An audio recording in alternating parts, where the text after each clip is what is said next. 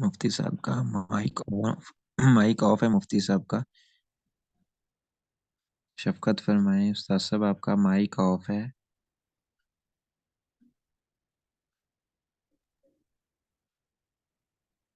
ابھی میری آواز آ رہی ہے؟ جی استاد جی جی محترم، ابھی آپ کی آواز آئی، پہلے شاید آپ جی کا مائک میوٹ تھا۔ نبی اکرم نور مجسم شاہ بنی آدم صلی اللہ علیہ وسلم کا فرمان علی شان ہے کہ جو شخص ایک بار میری بارگاہ میں درود و اسلام کا نذرانہ پیش کرے گا، اللہ تعالیٰ اس پر 10 رحمتیں نازل فرمائے گا، اس کے 10 گناہ معاف فرما دے گا اور اس کے 10 درجات جنت میں بلند فرما دے گا۔ ایک مرتبہ درود پاک پڑھیے، صلو علی الحبیب صلی اللہ تعالی علی محمد صلی اللہ تعالی علیہ وآلہ وسلم۔ آج ہمارے فقہ الحلال آگاہی کورس کا تیسرا لیکچر ہے، اور آج کے ہمارے اس لیکچر کا جو عنوان ہے وہ حلال انڈسٹری میں استعمال ہونے والے کچھ اہم اجزاء کے حوالے سے ہم گفتگو کریں گے، جن میں بیسیکلی اور بنیادی طور پر الکوہل ہے، اور اس کے علاوہ کچھ دوسرے انگریڈینٹس جو ہیں ان کے متعلق گفتگو ہوگی۔ اور جو ہمارے آج کے ٹاپکس ہیں، کچھ اوور ویو شروع میں کروا دیتا ہوں جن کے متعلق ہم گفتگو کریں گے۔ کچھ تو ہم شروع میں سب سے پہلے کچھ شریعت کے بنیادی قوانین پڑھیں گے ان کے حوالے سے، حلال و حرام کے حوالے سے۔ دوسرے نمبر پر ہم کسی چیز کے حرام ہونے کے جو شریعت میں اسباب ہیں ان کا مطالعہ کریں گے، اور ان کے اوپر کچھ تھوڑا سا اس کے متعلق گفتگو ہوگی۔ اور تیسرے نمبر پر ہم خمر اور شراب کی مختلف اقسام اس کو سمجھیں گے، اور اس کے حوالے سے جو شریعت کے احکام ہیں وہ جاننے کی کوشش کریں گے کہ کون سی شراب کے حوالے سے کس مجتہد امام کا کیا قول ہے اور اس کی تعریفات کیا ہیں۔ اس کے علاوہ ہم الکوہل کے حوالے سے گفتگو کریں گے، الکوہل کیا ہوتی ہے اور اس کے حوالے سے شریعت کا حکم کیا ہے۔ مختلف قسم کی اشیاء میں الکوہل استعمال کی جاتی ہے، تو کہاں اس کا استعمال کرنا درست ہے اور کہاں درست نہیں ہے، اور کس حد تک اس کو استعمال کیا جا سکتا ہے۔ ایک اہم انگریڈینٹ جو آج کل استعمال بھی ہوتا ہے کئی اشیاء کے اندر، جیلیٹن، اس کے حوالے سے بھی گفتگو کریں گے۔ اور استحالہ اور انقلاب عین، یہ شریعت کی اصطلاحیں ہیں، ان سے کیا مراد ہوتا ہے اور اس کے حوالے سے شرعی اور فقہی بحث فقہ الحلال کے اندر کیسے اس کے ساتھ متعلقہ بنتی ہے۔ جو اسلام بھائی یہ لائنیں لگا رہے ہیں اسکرین پر، یہ ذرا اس کو روک لیں، دوسروں کی توجہ بھی اس سے جو ہے وہ خراب ہوتی ہے۔ ایک اور اہم انگریڈینٹس ہے کارمائن، اس کو کوچینیل بھی بولتے ہیں، تو اس کے حوالے سے بھی ہم گفتگو کریں گے اور جانیں گے کہ یہ کیا ہوتا ہے۔ اہم اصول شریعت کے حوالے سے چند آپ کے سامنے ہیں، آپ کو امیدیں نظر آ رہے ہوں گے۔ ہر حلال چیز پاک ہوتی ہے، پہلا اصول یہ ہے کہ شریعت کا ہر حلال چیز پاک ہوتی ہے، ایوری حلال از پیور۔ کوئی بھی حلال چیز ایسی نہیں ہے یعنی جس کو ہمارے لیے کھانا حلال ہو اور اس کو شریعت ناپاک بھی تسلیم کرے۔ تو جو بھی چیز ہوگی حلال، جب اس کو ڈکلیئر کیا جائے گا تو یہ انڈرسٹوڈ ہے، یہ اس کا لازمی حصہ ہے کہ وہ پاک بھی ہوگی۔ اس کو حلال ڈکلیئر کرنا ہی اس بات کی دلیل ہے کہ وہ پاک ہے۔ دوسرا اصول اس کے حوالے سے ہماری شریعت کا یہ ہے کہ ہر پاک چیز حلال نہیں ہوتی، یعنی یہ ہر حلال چیز تو پاک ہوتی ہے، یہ اپنی جگہ پہ اصول ہے، لیکن اس کا اپوزٹ نہیں ہے کہ ہر پاک چیز حلال ہو، ایسا نہیں ہے۔ بہت ساری ایسی چیزیں ہوتی ہیں جو پاک تو ہیں لیکن ان کو کھانا جو ہے وہ جائز نہیں ہے۔ مثال کے طور پر دریائی جانوروں میں سے مچھلی جو ہے وہ تو ہمارے لیے حلال ہے فقہ حنفی کی روشنی میں۔ مچھلی کے علاوہ دیگر جو دریائی جانور ہیں، سمندر کے جانور ہیں، وہ فقہ حنفی کے مطابق جو ہیں وہ جائز نہیں ہے، ان کو کھانا حلال نہیں ہے، لیکن ان کے اندر ان کا جو جسم ہے یا ان کی جو باڈی ہے وہ پاک شمار ہوتی ہے، کیونکہ دریائی جانوروں کے اندر جو ہے وہ خون نہیں ہوتا۔ اصل جانور کو یا کوئی بھی انسان یا کوئی بھی حیوان ہے تو اس کو ناپاک کرنے والی چیز بہنے والا خون ہوتا ہے جو اس کے اندر بہ رہا ہوتا ہے، لیکن جو دریائی جانور ہیں، سمندری جانور ہیں، ان کے اندر خون نہیں ہوتا، اس لیے ان کے جسم کو پاک شمار کیا جائے گا، اگرچہ مچھلی کے علاوہ دیگر جانور جو ہیں ان کو کھانا حلال نہیں ہے۔ تو یہ اصول ہوا کہ ہر پاک چیز جو ہے وہ حلال نہیں ہوتی، پاک چیز جو ہے وہ حلال ہو بھی سکتی ہے اور پاک چیز ایسی بھی ہو سکتی ہے جو حلال نہ ہو، جس کی میں نے مثال آپ کو دی، مچھلی کے علاوہ دیگر جو دریائی جانور ہیں۔ اچھا، دریائی جانوروں میں سے کئی ایسے بھی ہوتے ہیں کہ جن کے اندر سے ہمیں ایسا لگتا ہے کہ سرخ خون نکل رہا ہے، لیکن جو ان کے جسم سے سرخ رنگ کی رطوبت نکلتی ہے اس کی اگر حقیقت دیکھی جائے تو شرعی اعتبار سے وہ خون نہیں ہے۔ خون کی اپنی طبیعت جو ہے وہ گرمی کی طرف مائل ہے، خون والا جانور جو ہے وہ سمندر کے اندر، پانی کے اندر زندہ نہیں رہ سکتا، یہ بالکل ایک اپوزٹ دونوں کی طبیعت ہوتی ہے۔ اس لیے جو دریائی جانور ہوتے ہیں ان کے اندر جو رطوبت سرخ کلر کی نکلتی ہے اس کو خون تصور نہیں کیا جائے گا۔ اچھا، تیسرا اصول یہ کہ ہر ناپاک چیز حرام ہے، ہر ناپاک چیز حرام ہے، یعنی جو چیز ناپاک ہے اس کو کھانا کبھی بھی حلال نہیں ہو سکتا۔ جب اس کا ناپاک ہونا کنفرم ہو گیا تو اب اس کو کھانا کسی بھی صورت میں جائز نہیں ہو سکتا جب تک اس کو پاک نہ کر لیا جائے۔ چاہے ایک چیز ایسی ہے کہ جو اٹ سیلف ہی ناپاکی ہے، نجاست ہے، تو اس کو تو پاک کیا نہیں جا سکتا، لیکن بعض چیزیں ایسی ہیں کہ اس کے اندر نجاست مل جاتی ہے تو اس وجہ سے وہ ناپاک ہو جاتی ہیں، جس طرح دودھ ہے کہ دودھ اپنی اصل کے اعتبار سے تو پاک ہے، لیکن جب اس کے اندر کوئی نجاست مل جائے گی تو پھر یہ ناپاک ہو جائے گا، اب اس کو کھانا پینا حرام ہو جائے گا، لیکن جب اس کو پاک کر لیا جائے گا شرعی اصولوں کے مطابق پھر اس کا کھانا جو ہے وہ درست ہو جائے گا۔ تو اصول یہ ہے کہ جو چیز ناپاک ہے، چاہے وہ اپنی حقیقت کے اعتبار سے ناپاک ہے، شریعت نے اس کو ناپاک ڈکلیئر کیا ہے، یا پھر اس کے اندر کسی ناپاک چیز کی ملاوٹ ہو گئی ہے، تو ایسی صورت میں اب اس کا کھانا حلال نہیں رہے گا، اب وہ حرام ہو جائے گی۔ اچھا، ایک اور بنیادی اصول جو ہے کہ ناپاک چیز کھانا پینا بھی گناہ ہے اور جسم پر لگانا بھی گناہ ہے۔ ناپاک چیز جس طرح کھانا پینا گناہ ہے، اسی طرح جسم پر لگانا گناہ ہے۔ کوئی اور چیز جس کو کسی بھی چیز کو، یعنی ایک اصول ہے یہ شریعت کا کہ تنجیس الطاہر حرام، یعنی ایک پاک چیز کو بلا وجہ، بلا عذر شرعی، بلا مجبوری کے آپ ناپاک نہیں کر سکتے، چاہے وہ آپ کا جسم ہے چاہے کوئی اور چیز ہے، بلا وجہ شرعی اس کو ناپاک نہیں کر سکتے۔ کوئی ضرورت ہے، کوئی ایسا معاملہ آ گیا جہاں پہ حاجت ہے تو پھر تو الگ ایک اس کی صورت بن جائے گی، لیکن بلا ضرورت اگر آپ کسی چیز کو ناپاک کر رہے ہیں تو یہ گناہ ہوگا۔ تو ناپاک چیز جس طرح کھانا پینا حلال نہیں، اسی طرح جسم پر اگر مثال کے طور پر دوائی ہے تو وہ ناپاک دوائی جسم پر بھی لگانا جائز نہیں ہوگا۔ اور حرام چیز کا کھانا تو ناجائز ہی ہے، گناہ ہے، لیکن اگر وہ حرام چیز پاک ہے تو اس کو جسم پر لگانا درست ہو جائے گا۔ اس کی مثال جس طرح پہلے بھی عرض کی کہ مچھلی کے علاوہ دیگر جو سمندری جانور ہیں وہ پاک ہیں اگرچہ وہ حلال نہیں ہے، تو اب اگر مثال کے طور پر مچھلی کے کسی جانور سے، دریا کے کسی جانور سے کوئی میڈیسن بنائی گئی ہے، کوئی دوائی بنائی گئی ہے جسم کے بیرونی استعمال کے لیے، اس میں اس کے اجزاء ڈالے گئے ہیں، تو اب اس دوائی کا استعمال کرنا جسم پر لگانا جائز ہو جائے گا۔ لیکن اگر کوئی ایسی دوائی اس سے بنائی گئی ہے کہ جس کو کھایا جاتا ہے تو اب اس طرح کی دوائی استعمال کرنا جائز نہیں ہوگا، یعنی اس کو کھانا پینا جائز نہیں ہوگا، لیکن جسم پر لگانے والی دوائی جو ہے اس کا استعمال درست ہو رہے گا۔ اچھا، اب کسی چیز کو حرام ڈکلیئر کیا جاتا ہے تو اس کے پیچھے کیا اصول و ضوابط ہیں شریعت کے؟ تو پہلے نمبر پر تو آپ دیکھیں کہ کلیئرلی مینشن ان قرآن اور سنہ، یعنی حدیث یا قرآن کے اندر ایک چیز کو واضح طور پر حرام ڈکلیئر کر دیا گیا تو اس کے پیچھے ریزن کیا ہے، اس کے اسباب کیا ہیں، اس کی حکمت کیا ہے، وہ ہمیں معلوم ہو یا نہ ہو، اس کو قرآن و حدیث کی واضح فرمان کی بنیاد پر ہم اس کو حرام ڈکلیئر کریں گے۔ جس طرح کے خنزیر ہے اور خون ہے، مردار ہے، تو یہ جب قرآن و حدیث میں واضح طور پر کسی چیز کو حرام ڈکلیئر کر دیا گیا تو اب اس کو کھانا پینا جو ہے وہ جائز نہیں ہوگا۔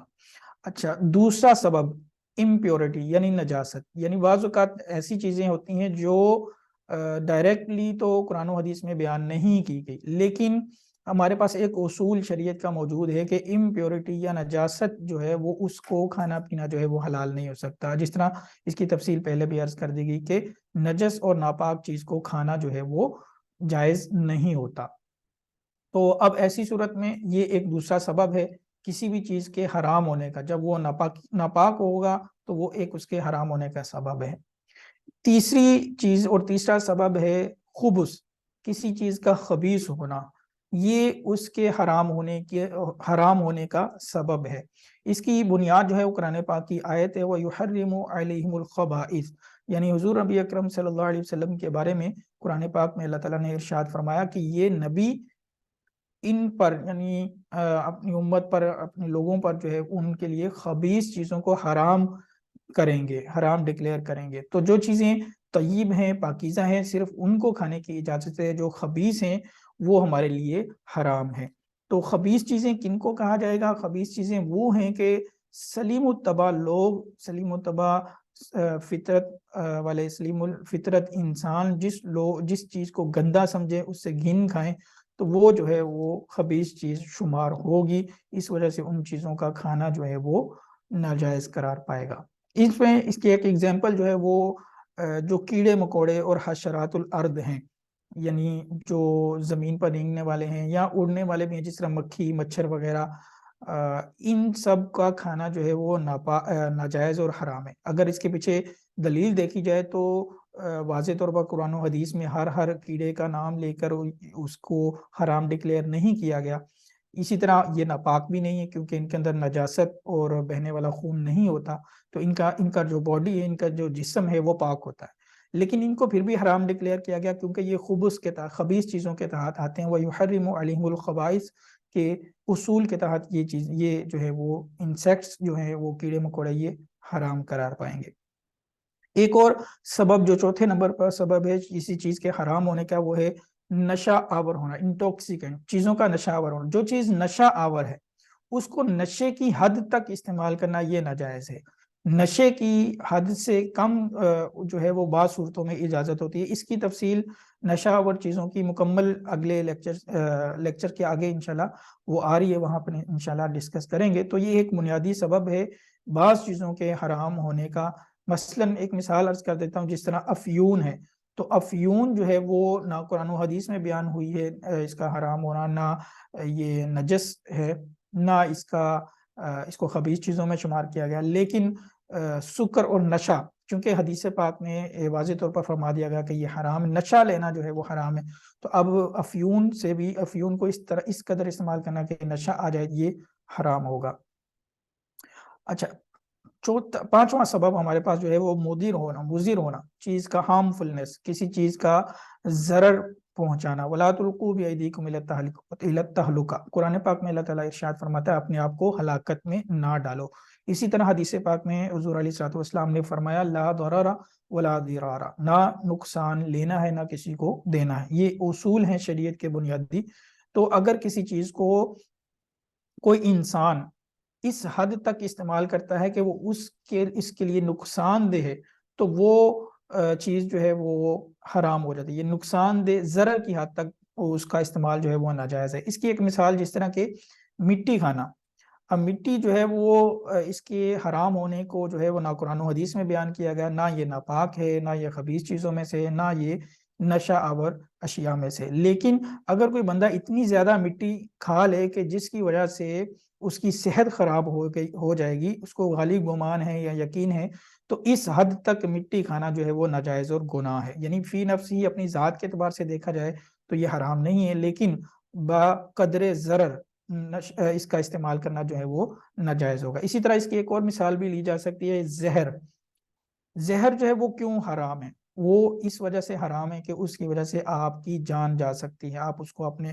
استعمال کریں گے تو اپنے آپ کو ہلاکت پہ ڈال رہے، تو یہ اس کا مضر ہونا اس کے حرام ہونے کا سبب ہے۔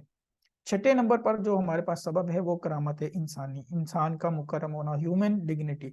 یہ اس سبب کی وجہ سے انسان کا کوئی بھی جز، کوئی بھی پارٹیکل، کوئی بھی اس کا عضو جو ہے وہ اگر کوئی استعمال کرنا چاہے تو یہ حرام ہے۔ اس کے پیچھے جو بنیادی سبب ہے وہ انسان کی تکریم ہے، वलक़द कर्रमना बनी आदम, अल्लाह ताला ने कुरान पाक में इरशाद फरमाया कि हमने बनी आदम को तकरीम बख्शी है, इज़्ज़त बख्शी है, और उसका ये जो कोई भी अगर बॉडी पार्ट है को उसको खाने पीने वाली अशिया में इस्तेमाल करना चाहे तो ये उसकी तकरीम के खिलाफ है, इस वजह से इसको हराम डिक्लेयर किया जाएगा। तो ये हमारे पास बुनियादी तौर पर जो असबाब हैं जिनकी वजह से हम किसी चीज़ को हराम डिक्लेयर कर सकते हैं, ये उनकी तफसील है। यहाँ तक सबको उम्मीद है समझ आ गया होगा। कोई क्वेश्चन है तो पूछ सकते हैं यहाँ तक। अगर यहाँ तक हमारे किसी लेक्चर में किसी को कोई क्वेश्चन पूछना है तो वो पूछ लें। जी उस्ताद मोहतरम, अर्ज़ ये है कि इनमें से सबका पाया जाना ज़रूरी नहीं होगा ना, एक ही अगर कोई सबब पाया जाए तो वो फिर हराम होने का सबब बन जाएगा, ऐसा जी ही है? बिल्कुल, बिल्कुल ऐसा ही है, क्योंकि हर एक अपनी अलग एक सबब में मुअस्सिर के तौर पर है कि किसी भी सबब को आप देखें तो वो अपनी ज़ात अपने तन्हा इनफरादी तौर पर वो मुअस्सिर है और चीज़ को हराम करार देने के लिए काफ़ी है। सबका इकट्ठे पाया जाना ज़रूरी नहीं है। हाँ, ऐसा हो सकता है किसी चीज़ के अंदर दो सबब इकट्ठे तौर पर मौजूद हों, जिस तरह शराब है, तो शराब नशावर भी है, लेकिन अगर उसको ज़्यादा पिया जाए तो वो मुज़ीर सेहत भी है और नजस भी है। तो उसके अंदर तीन असबाब एक ही वक्त में पाए जा सकते हैं। जी मेरा ये जज़ाकल्लाह। मैं ये गुजारिश करना चाह रहा हूँ कि मतलब कि आपने फरमाया कि कोई चीज़ मुज़र है जो, तो उसको इतनी मिकदार में इस्तेमाल करना कि जो है वो उस मिकदार पे ऊपर आके आपके लिए ज़रर पहुँचाए। अगर थोड़ी मिकदार में इस्तेमाल की जाए तो क्या उससे वक्त जो है वो दुरुस्त होगा, इस्तेमाल करना जायज़ होगा? जी, अगर कोई चीज़ ये आवाज़ आ रही है? बवजह ज़रर जो है वो ममनू थी, तो उसको हद ज़रर से कम इस्तेमाल करना जो है वो गुनाह नहीं होगा। जिस तरह मिट्टी की मैंने मिसाल दी, तो अगर कोई थोड़ी बहुत मिट्टी खा लेता है जिससे वो ज़रर नहीं पहुँचेगा तो इसको हम हराम नहीं कहेंगे। जी उस्ताद मोहतरम, उस्ताद मोहतरम यहाँ फुल्ला जो मुज़र होना है, अगर कोई चीज़ खाने वाली चीज़ें भी होती हैं इसमें, तो अगर खाने वाली चीज़ें जो है वो मतलब कि कोई वो खाने वाली ऐसी चीज़ होती है जो इंसान के लिए जो नुकसानदेह भी हो सकती है, तो क्या इस सूरत में उस चीज़ से भी बचा जाएगा कि नहीं? खाने वाली चीज, ये जहर मैंने मिसाल तो दी है, खाने वाली तो है, यानी खानेंगे खाएंगे तो गुनाह होगा ना। लेकिन बाद चीजें ऐसी होती हैं कि जिनको खाएंगे तो एक फौरी तौर पर उसका कोई असर नहीं जाहिर होता। एक लंबे अरसे तक इंसान खाता रहे तो थोड़ा करके वो कभी मुअस्सिर हो जाती है, कभी नहीं होती। जिस तरह सिगरेट है, तो बाज लोग इसको यूं समझते हैं कि सिगरेट नुकसानदेह है तो इस वजह से हराम है। तो सिगरेट का नुकसानदेह होना ऐसा नहीं है कि आप सिगरेट पी तो आप मर गए, या सिगरेट पी तो फौरी आप बीमार हो गए, ऐसा नहीं होता है। लोग सालों बीत जाते हैं सिगरेट पीते पीते तो उनको कुछ भी नहीं हो रहा होता, या बहुत आखिरी उम्र में जाके कहीं उसके असरात जाहिर हो रहे होते हैं। फिर उसके साथ जरूरी नहीं होता कि वो सिगरेट की वजह से ही उसके असरात उस पर जाहिर हो रहे हों, हो सकता है उसके साथ दीगर कोई असबाब भी मिले हैं और सिगरेट भी उसके लिए मुजिर है।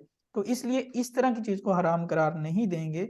ऐसी चीज जिसका मुजिर होना वाज़े तौर पर मालूम है कि इसको खाएंगे तो फौरन उसका रिएक्शन होगा और उसको ज़रर पहुंचेगा, तो उसको हम ज़रर की वजह से हराम करार देंगे। जी ये शुक्रिया, जज़ाकल्लाह। नशावर की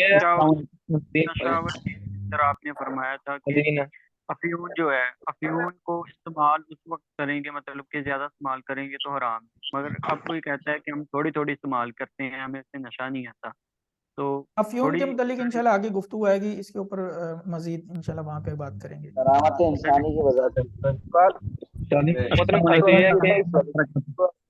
जी एक इस्लाम भी बात करें ना, एक बात करें। साहब आपने फरमाया कि अगर जिस तरह नजस वाली चीज खाना यानी जायज नहीं है, इसी तरह जिस्म पर लगाना भी जायज नहीं है।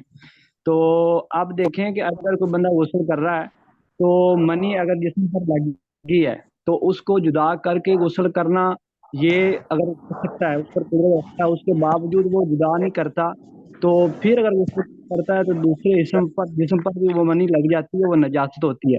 तो क्या ये लगाना भी उसका हराम होगा कि मकरूह होगा? नहीं, ये हराम नहीं इसको करार देंगे। वो खुद कस्तन थोड़ी लगा रहा है, वो तो पानी बहा रहा है जिसकी वजह से वो पानी के साथ बह के नीचे चली जाएगी, तो उसको हराम नहीं करार देंगे।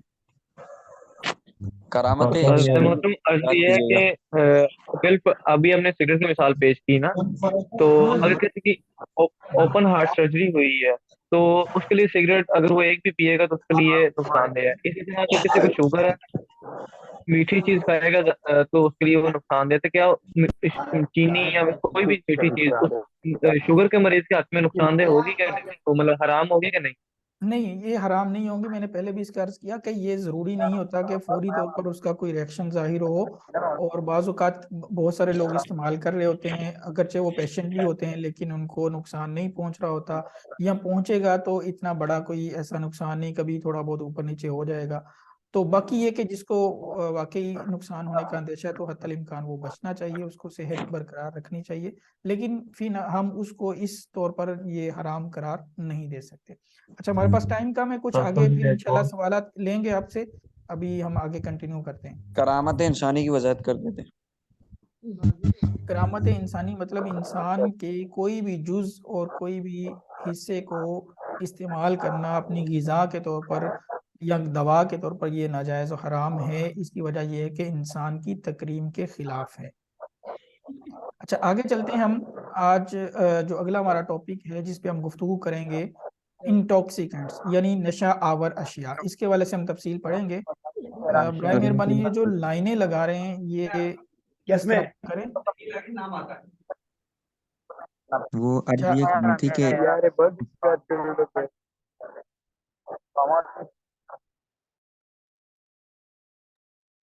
तो सर ये गोश्त कच्चा जो होता है ये फिर कुछ हुक्म आएगा पीछे? सवालात इंशाल्लाह आप आगे जाके अगले कुछ वक्फे के बाद लेंगे। अच्छा, खमर हमने जो नशावर अशिया में पढ़ना है उसमें एक तो हम खमर और उसकी तफसील पढ़ेंगे, खमर किसको कहते हैं। नंबर 2 मुल्हक बा खमर यानी वो शराबें जिनका हुक्म खमर के तरह है, वो उसमें कौन कौन सी शराबें आती हैं। नंबर 3 मुख्तलिफ फ़ी अशरिबा, वो शराबें जिनका हुक्म आइमा मुज्तहिदीन के दरमियान इख्तिलाफी है, उसमें इख्तिलाफ है आइमा का। और नंबर 4 जामिद अशिया सॉलिड इंटॉक्सिकेंट्स, यानी ये जो पहले नंबर पर आप 3 चीज़ें देख रहे हैं ये वो हैं जो माया शक्ल में नशा आवर अशिया होती हैं, यानी बहने वाली होती हैं। और चौथे नंबर पर हम डिस्कस करेंगे सॉलिड, यानी नशावर तो है लेकिन वो माया नहीं है बल्कि जामिद चीज़ है, उसके हवाले से हुक्म में मुख्तलिफ है, उसके हवाले से इंशाल्लाह हम डिस्कस करेंगे।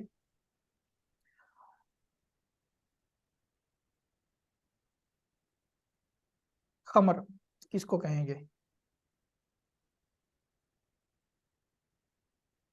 मैं स्क्रीन रोक कर दोबारा इसको करता हूँ, लेकिन बाज़ इसलिए भी बार बार स्क्रीन के ऊपर कुछ लिख रहे हैं।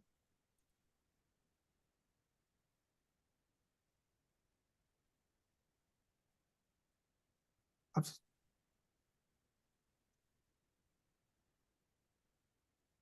अच्छा, खमर के हवाले से अल्लाह ताला का कुरान पाक में इरशाद बारी ताला है, या अय्युहल्लज़ीना आमनू इन्नमल खम्रु वल मैसिरु वल अंसाबु वल अज़लामु रिज्सुम मिन अमलि शैतानि फज्तनिबूहु लअल्लकुम तुफ्लिहून। ऐ ईमान वालो, शराब और जुआ और बुत और पांसे नापाक ही हैं, शैतानी काम, तो इनसे बचते रहना कि तुम फलाह पाओ। तो इसमें वाज़े तौर पर आयत मुबारक में खमर का जिक्र हुआ और खमर को हराम और नापाक जो है वो करार दिया गया, इससे इज्तनाब का जो है वो हुक्म दिया गया। अब खमर कहेंगे किसको। खमर की जो डेफिनेशन है शरई एतबार से वो समझने की ज़रूरत है कि खमर जो है वो अंगूर की शराब को कहते हैं। और अंगूर की भी कौन सी शराब, अंगूर का कच्चा पानी जिसको पकाया नहीं गया, कच्चा पानी जब उसको रख दिया जाता है और ढांप के ज़मीन के नीचे बाज़ औक़ात दफन करते हैं, यानी ऑक्सीजन वगैरह से बचाकर, तो अंगूर के कच्चे पानी के अंदर जो है वो जोश आता है, उसके अंदर शिद्दत पैदा हो जाती है, तो वो नशा पैदा हो जाता है। इस जो शराब है, इस अंगूर के कच्चे पानी से जो शराब बनती है उसको खमर कहेंगे। इमाम आज़म रज़ी अल्लाह ताला अन्हु के नज़दीक इसमें एक और कंडीशन भी है कि उबाल आने के बाद, उसमें शिद्दत आने के बाद उसकी झाग जो है वो उतर जाए, साफ हो जाए, झाग जो है वो फेंक दे, तो उसके बाद जब उसकी कैफियत ये हो जाएगी अब उस पर खमर का इतलाक किया जाएगा। दीगर आइमा मुज्तहिदीन जिस तरह साहिबैन हैं उनके नज़दीक ये झाग वाली कंडीशन नहीं है, उससे पहले भी अगर उसके अंदर जब नशा आ जाएगा तो उसको हम खमर कहेंगे। ये वो खमर है जिसका इतलाक जो कुरान में जिसका जिक्र हुआ है, इसको हराम डिक्लेयर किया गया है। और इसके हुक्म के हवाले से तफसील अगर हम करें तो इसका हुक्म यह है कि यह मुत्तफ़िक़ा तौर पर हराम है, इसमें कोई इख्तिलाफ नहीं है। اس کا حکم اتنا سخت ہے کہ چونکہ ڈائریکٹ قرآن پاک سے اس کا ثبوت ہو تو اس کا انکار کرنے والا کافر ہو جائے گا، دائرہ اسلام سے خارج ہو جائے گا، کہ گویا کہ وہ قرآن کا انکار کر رہا ہے۔ اور اس کا قطرہ قطرہ جو ہے ناپاک اور نجاست غلیظہ ہے، ایک قطرہ پینا بھی حرام ہے، اس کی نشہ ہو یا نہ ہو، یعنی نشے کی مقدار تک پئیں یا اس سے کم پئیں، ایک قطرہ بھی پئیں تو بھی یہ حرام ہے۔ اس سے کسی قسم کا کوئی نفع اٹھانا جو ہے وہ جائز نہیں ہے، دوائی کے طور پر نہیں استعمال کر سکتے، آپ کسی جانور کو نہیں پلا سکتے، آپ اس سے کوئی بھی کسی قسم کا نفع جو ہے وہ لینا چاہیں تو اس کی اجازت نہیں ہے، یہ حرام ہے۔ پینے والے پر حد جاری کی جائے گی، یعنی اگر کوئی خمر پیتا ہے، خمر والی شراب پیتا ہے تو اس پر اس کو جو قرآن و حدیث میں سزا بیان کی گئی ہے وہ اس پر لاگو کی جائے گی، اگرچہ وہ نشے کی حد تک استعمال نہ کرے۔ یعنی ایک قطرہ بھی پیا ہے اور اس کا ثبوت مل جاتا ہے قاضی کو تو حاکم کو، تو وہ اس پر حد جاری کرے گا۔ یہ احکام جو ہے خاص خمر کے حوالے سے ہیں جس کا قرآن میں ذکر ہوا۔ آگے ہم چلتے ہیں تو وہ اشربات جو خمر کے حکم میں ہیں، یہ ایک تو یہ خمر ہوگی، اس کے ساتھ 3 ایسی شرابیں ہیں جو خمر کے حکم میں جن کو شمار کیا گیا۔ پہلے نمبر پر اس میں آتی ہے بازک، اس کو بازک بھی بولتے ہیں، بازک بھی بول سکتے ہیں، اور یہ کس کو کہیں گے؟ انگور کا شیرہ جس کو پکا لیا گیا اور اتنا پکایا گیا کہ 2/3 سے کم جل گیا اور وہ اڑ گیا، ایواپوریٹ ہو گیا، اور 1/3 سے زیادہ حصہ جو ہے وہ ابھی باقی ہے، تو اس کے اندر جلانے کے بعد جب 1/3 سے کم حصہ جلا ہے اور اس کے اندر جب شدت آ جائے گی، ابال پیدا ہو کر نشہ پیدا ہو جائے گا، تو اس کو ہم بازک شراب کہیں گے۔ یہ بھی انگور سے بنتی ہے لیکن خمر سے، اور اس میں فرق یہ ہے کہ خمر جو ہے وہ کچا پانی ہے اور یہ جو ہے اس کو پکایا گیا ہے، لیکن پکانے میں یہ ہے کہ 1/3 سے زیادہ حصہ باقی رہ گیا اور اس سے کم حصہ جل گیا۔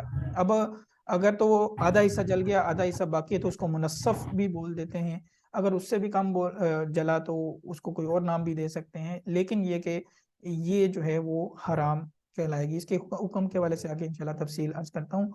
اچھا، دوسری نمبر پر شراب ہے نقیع التمر، اس کو السکر بھی بولتے ہیں، دو نام اس کے، کھجور کا پانی، جس کو کھجور کو جب پانی میں رکھا جائے اور اس کچے پانی کے اندر ہی ابال پیدا ہو کر اس میں شدت آ جائے اور نشہ پیدا ہو جائے، تو اس شراب کو نقیع التمر کہیں گے یا السکر کہیں گے۔ نمبر 3 نقیع الزبیب، منقع یا کشمش، اس کو جب پانی میں بھگویا جائے گا اور اس کے کچے پانی کے اندر جب شدت آ جائے گی، ابال پیدا ہو جائیں گے اور نشہ آ جائے گا، تو ایسی صورت کے اندر اس شراب کو نقیع الزبیب کہیں گے۔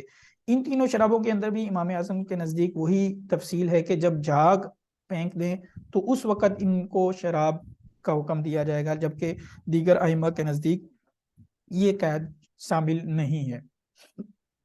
اس کے حکم کے حوالے سے اگر دیکھا جائے تو خمر جو پہلے جس کا ذکر ہوا قرآن پاک کے اعتبار سے، اس میں اور ان 3 شرابوں کے اندر حکم میں ایک تھوڑا سا معمولی فرق ہے۔ وہ کیا ہے کہ اس کو حلال اگر کوئی کہتا ہے تو یہ کافر نہیں ہوگا، خمر کو حلال کہنے والا کافر ہو جائے گا، اور ان 3 شرابوں کے پینے پر حد اس وقت لگے گی جب نشہ آ جائے، اس سے کم پئیں گے تو حرام اور گناہ تو ہے لیکن اس پر حد جاری نہیں کی جائے گی۔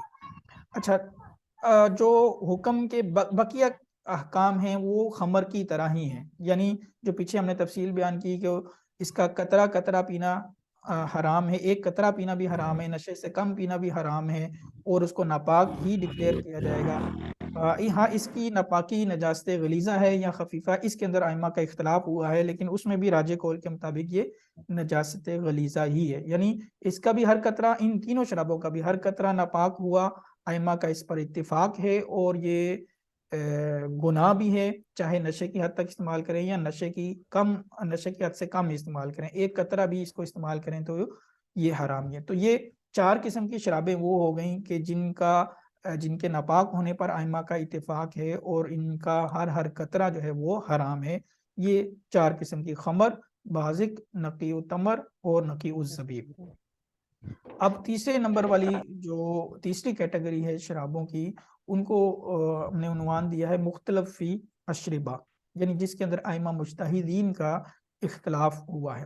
ان میں پہلے نمبر پر ہے مثلث العنبی، اس کو طلا بھی بولتے ہیں، یعنی انگور کا شیرہ جس کو پکایا گیا ہے لیکن اتنا پکایا گیا کہ 2/3 2/3 اس کا حصہ جو ہے وہ جل گیا، ویپوریٹ ہو گیا، اور 1/3 باقی رہ گیا، اور اس میں ابال آنے کے بعد اس میں شدت پیدا ہو جائے، نشہ آ جائے، تو اس شراب کو مثلث کہیں گے۔ مثلث کہنے کی وجہ ہی یہی ہے کہ اس کے 2/3 ضائع ہو گئے، اڑ گئے، اور 1/3 باقی ہے، لیکن اس میں بھی شدت آ جاتی ہے، نشہ پیدا ہو جاتا ہے، تو اس کو مثلث بولتے ہیں۔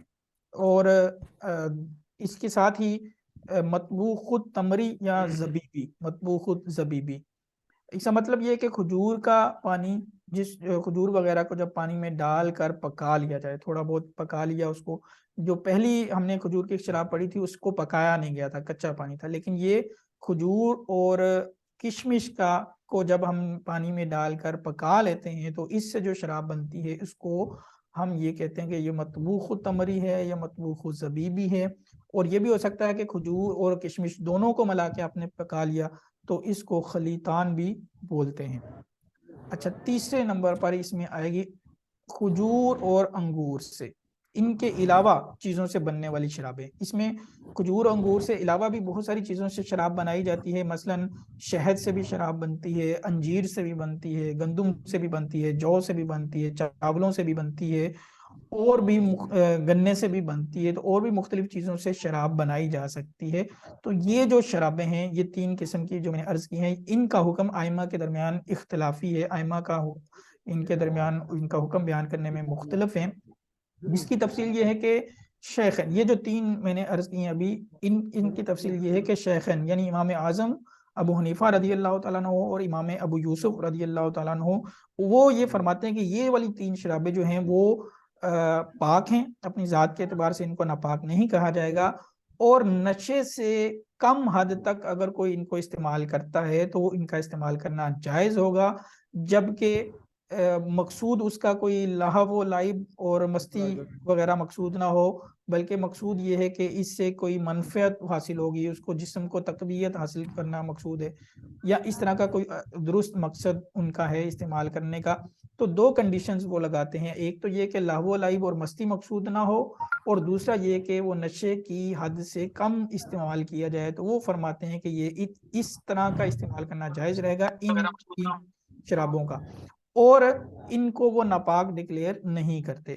جبکہ امام محمد رحمۃ اللہ تعالی علیہ کا موقف یہ ہے کہ ان 3 شرابوں کا بھی، ان 3 کیٹیگریز کا بھی حکم جو ہے وہ وہی ہے جو خمر والا ہے، یعنی ان کا بھی ہر قطرہ ناپاک ہے، اور ان کو بھی مطلقاً حرام تصور کیا جائے گا، یعنی ان کا نشے کی حد سے کم استعمال یا نشے کی حد سے زیادہ استعمال یا نشے تک استعمال مطلقاً حرام ہے۔ فتوے کے اعتبار سے اگر دیکھا جائے تو یہی قول جو ہے ائمہ نے، علماء نے اسی پر فتویٰ دیا اور اسی کو مفتبی قرار دیا، لہٰذا اگر کوئی ان 3 طرح کی شرابوں کو استعمال کرتا ہے، چاہے وہ نشے کی حد تک استعمال کرے یا نشے کی حد سے کم استعمال کرے، تب بھی ان کا حکم یہی ہے کہ ان کو استعمال کرنا جو ہے وہ جائز نہیں قرار دیا جائے گا۔ تو یہ مختلف طرح کی شرابیں تھیں جن کے حوالے سے شریعت کا حکم میں نے آپ کے سامنے رکھا، اور ائمہ کا اختلاف جو ہے وہ اس تیسری قسم کی شرابوں کے حوالے سے ہے، اور پہلی والی 2 قسم کے حوالے سے اختلاف نہیں ہے۔ اس اختلاف کا فائدہ کیا ہوگا انشاءاللہ آگے جا کے آپ کو اس کا نتیجہ اور ثمرہ جو ہے وہ آپ کو سامنے آئے گا کہ اس سے کیا واضح ہوتا ہے۔ تو یہاں تک 3 طرح کی شرابوں کا ذکر ہوا، آگے ہم چلتے ہیں۔ ایک اہم چیز جو ہے وہ خمر اور شراب کے اجزائے ترکیبی، آپ کوئی بھی شراب ہوتی ہے نا تو اس کے اندر کچھ استاد محترم اپنا مائک آن کر لیجیے۔ جی آواز آ رہی ہے نا؟ جی کوئی بھی شراب ہو تو اس کے اندر مختلف طرح کے اجزاء پائے جاتے ہیں، مثال کے طور پر ایک لیکوڈ ہے، شراب کی شکل میں موجود ہے، تو اس کے اندر پانی بھی ہوگا، اس کے اندر اس کی اسمیل بھی ہوگی جس کو اروما یا اسمیل کہتے ہیں، بو کہتے ہیں، چینی یا کاربوہائیڈریٹس جس کو آپ شوگر بھی کہہ سکتے ہیں اور کاربوہائیڈریٹس بھی اس کو بولا جاتا ہے، الکوہل بھی اس کے اندر ایک جز ہوتا ہے، کھٹاس ایسڈ اور ٹارٹرک ایسڈ وغیرہ اس کے اندر ہوتا ہے، بعض قدرتی اجزاء جیسے منرلز وغیرہ بھی اس کے اندر پائے جاتے ہیں۔ تو شراب کے اندر یہ مختلف طرح کے اجزاء موجود ہیں، یعنی ہمیں دیکھنے میں تو وہ ظاہری طور پر ایک ہی چیز نظر آ رہی ہے، لیکن اگر اس کو کیمیکلی طور پر دیکھا جائے، سائنٹیفکلی دیکھا جائے، تو اس کے اندر یہ مختلف طرح کے اجزاء جو ہے وہ شامل ہوتے ہیں۔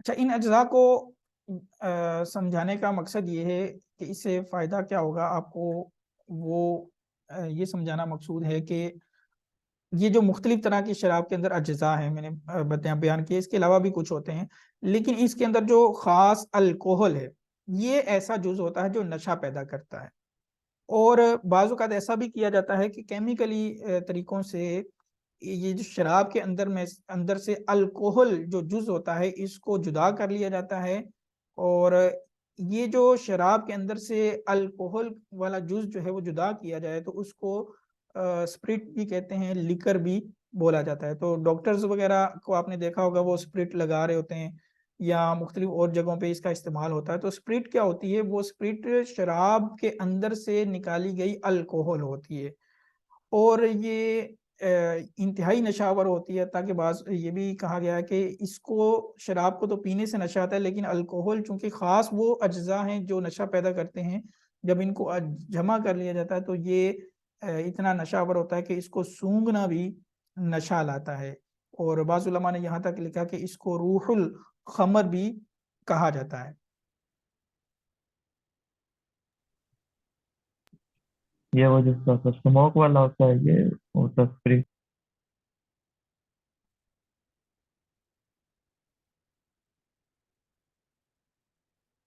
اچھا، الکوہل کی مختلف طرح کی اقسام آپ سائنٹیفکلی طور پر بیان کی جاتی ہیں، اس کو دیکھ سکتے ہیں کہ جو نام لکھے گئے یہاں پہ میتھنول ہے، ایتھنول ہے، آئسوپروپائل الکوہل ہے، بیوٹنول ہے، اس طرح مختلف طرح کی یہ کیمیکلی طور پر اس کی اقسام بنائی جاتی ہیں، یعنی ان کے جو کیمیکلی فارمولاز ہیں وہ تھوڑے تھوڑے تبدیل ہوتے ہیں، تو جس کی وجہ سے اس کے نام جو ہے وہ مختلف رکھ دیے جاتے ہیں، ان کے فوائد اور خصوصیات بھی ایک دوسرے سے کچھ نہ کچھ جو ہے وہ مختلف ہوتی ہیں۔ تو الکوہل کو سمجھنا، یہ بنیادی طور پر یہ سلائیڈ کے اندر آپ کو یہ سمجھانا مقصود ہے۔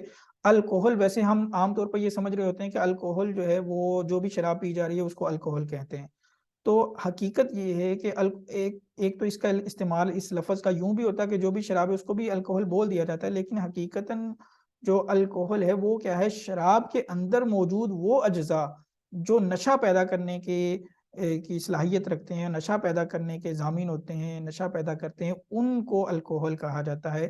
اسی وجہ سے مختلف طرح کی شرابوں کے اندر یہ الکوہل کی مقدار مختلف ہوتی ہے، بعض شرابیں بہت تیز ہوتی ہیں، ان کے اندر وہ تیزی اسی وجہ سے آتی ہے کہ الکوہل کی مقدار زیادہ ہوتی ہے، بعض شرابیں ایسی ہوتی ہیں جن کے اندر الکوہل کی مقدار کم ہوتی ہے تو اس وجہ سے ان کے اندر تیزی اتنی زیادہ نہیں ہوتی۔ تو الکوہل وہ جز ہوتا ہے جو نشے کا نشہ پیدا کرنے کا سبب بنتا ہے۔ ایک ہم نے اہم جز اس کے حوالے سے اہم جو پڑھا تھا ایتھنول یا ایتھائل الکوہل، یہ بہت ساری چیزوں کے اندر استعمال ہوتا ہے، اور یہ نشہ آور الکوہل ہے۔ اس کو جو حاصل کرنے کے ذرائع ہیں وہ دو طرح سے ہوتے ہیں، ایک ہے قدرتی ذرائع جس کو نیچرل الکوہل کہیں گے۔ قدرتی ذرائع اس کے یہ ہیں کہ ہر وہ چیز جس کے اندر کاربوہائیڈریٹس پائی جائیں، ایسے کاربوہائیڈریٹس جو شوگر میں تبدیل ہو سکتے ہیں کیمیکلی طور پر، یا اس کے اندر خمیر لگانے سے وہ شوگر میں تبدیل ہو جاتے ہیں، تو ان تمام چیزوں سے الکوہل بنائی جا سکتی ہے، اور اس طرح کی الکوہل کو نیچرل الکوہل کہیں گے۔ اس میں کیا چیزیں آ جائیں گی؟ مثلا تمام قسم کے جو پھل ہیں اس کے اندر کاربوہائیڈریٹس ہوتے ہیں، اناج ہیں جس طرح کے گندم ہے، چاول ہے، جو ہے، ان کے اندر یہ چیزیں موجود ہیں۔ بعض سبزیاں ایسی ہیں جن کے اندر یہ صلاحیت پائی جاتی ہے، جس طرح شلجم ہے، گاجر ہے، چقندر وغیرہ ہے، اور اس کے علاوہ زیادہ تر گنے کے اندر بھی یہ چیزیں کافی مقدار میں پائی جاتی ہیں۔ تو اس کو فنی طور پر الکحول طبیعیہ یا نیچرل الکوہل کہیں گے۔ دوسرے ذرائع جن سے الکوہل بنائی جاتی ہے ایتھائل الکوہل یا ایتھنول الکوہل، اس کو کہتے ہیں سنتھیٹک یا مصنوعی ذرائع سے بنائی گئی الکوہل. وہ کیا ہے؟ کیمیاوی عمل کے ذریعے پیٹرول اور دیگر کچھ کیمیکلز وغیرہ سے تیار شدہ الکوہل کو سنتھیٹک الکوہل کہتے ہیں. تو یہ دونوں طرح کی جو الکوہل ہیں یہ پائی جاتی ہیں مارکیٹ کے اندر، اور اس کا استعمال دونوں طرح کی الکوہل کا ہوتا ہے. اور الکوہل کے اگر ہم پراپرٹیز کو جائزہ لیں تو اس کے اندر کچھ ایسی خصوصیات پائی جاتی ہیں جو دوسری چیزوں کے اندر نہیں پائی جاتی. مثال کے طور پر یہ اینٹی بیکٹیریل ہے، یعنی اس کے ذریعے سے جراثیم جو ہے وہ یہ جراثیم کش ہے، جراثیم کو مار دیتا ہے. اسی وجہ سے سینیٹائزرز جو آپ استعمال کرتے ہیں، کورونا کے دنوں میں آپ نے دیکھا ہوگا کہ سینیٹائزر کا بہت زیادہ استعمال ہوا. تو سینیٹائزر ہوتا کیا ہے؟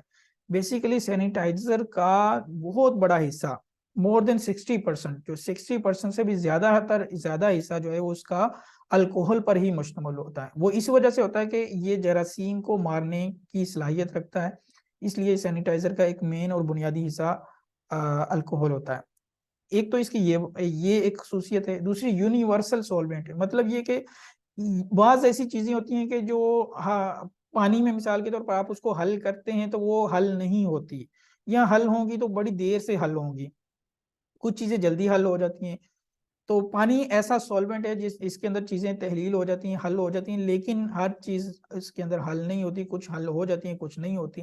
لیکن الکوہل کے اندر اکثر چیزیں جو ہیں وہ حل ہو جاتی ہیں اور آسانی کے ساتھ اس میں حل ہو جاتی ہیں. تو ایک اس کی اہم خصوصیت یہ والی ہے جس کی وجہ سے اس کو مختلف طرح کی انڈسٹریز کے اندر جو ہے وہ استعمال کیا جاتا ہے.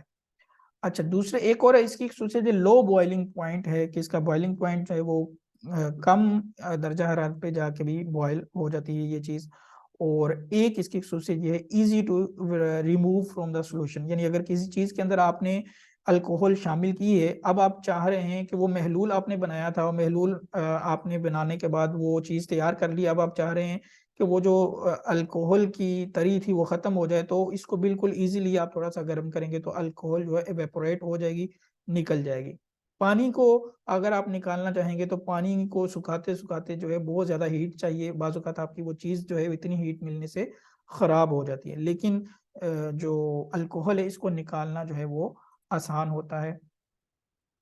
تو یہ اس طرح اس کی پراپرٹیز ہیں جس کی وجہ سے اس کو مختلف انڈسٹریز میں استعمال کیا جاتا ہے.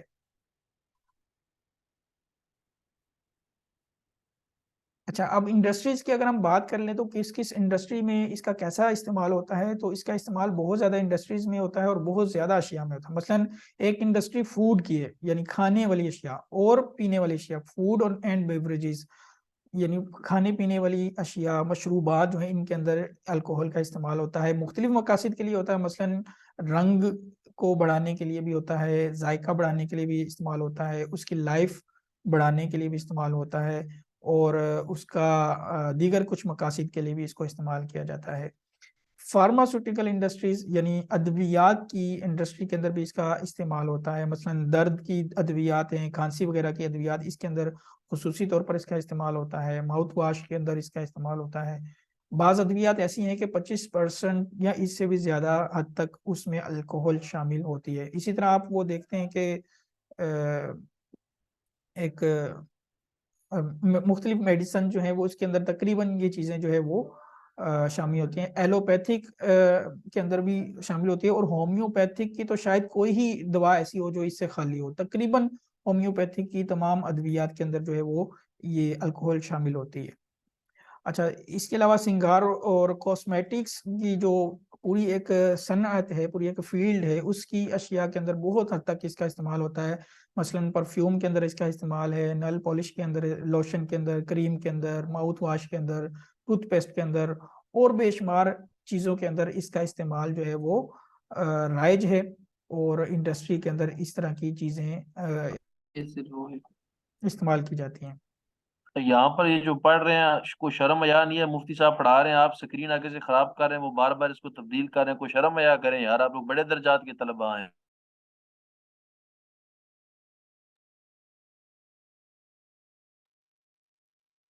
صلو علی الحبیب صلی اللہ تعالی علی محمد صلی اللہ علیہ وسلم.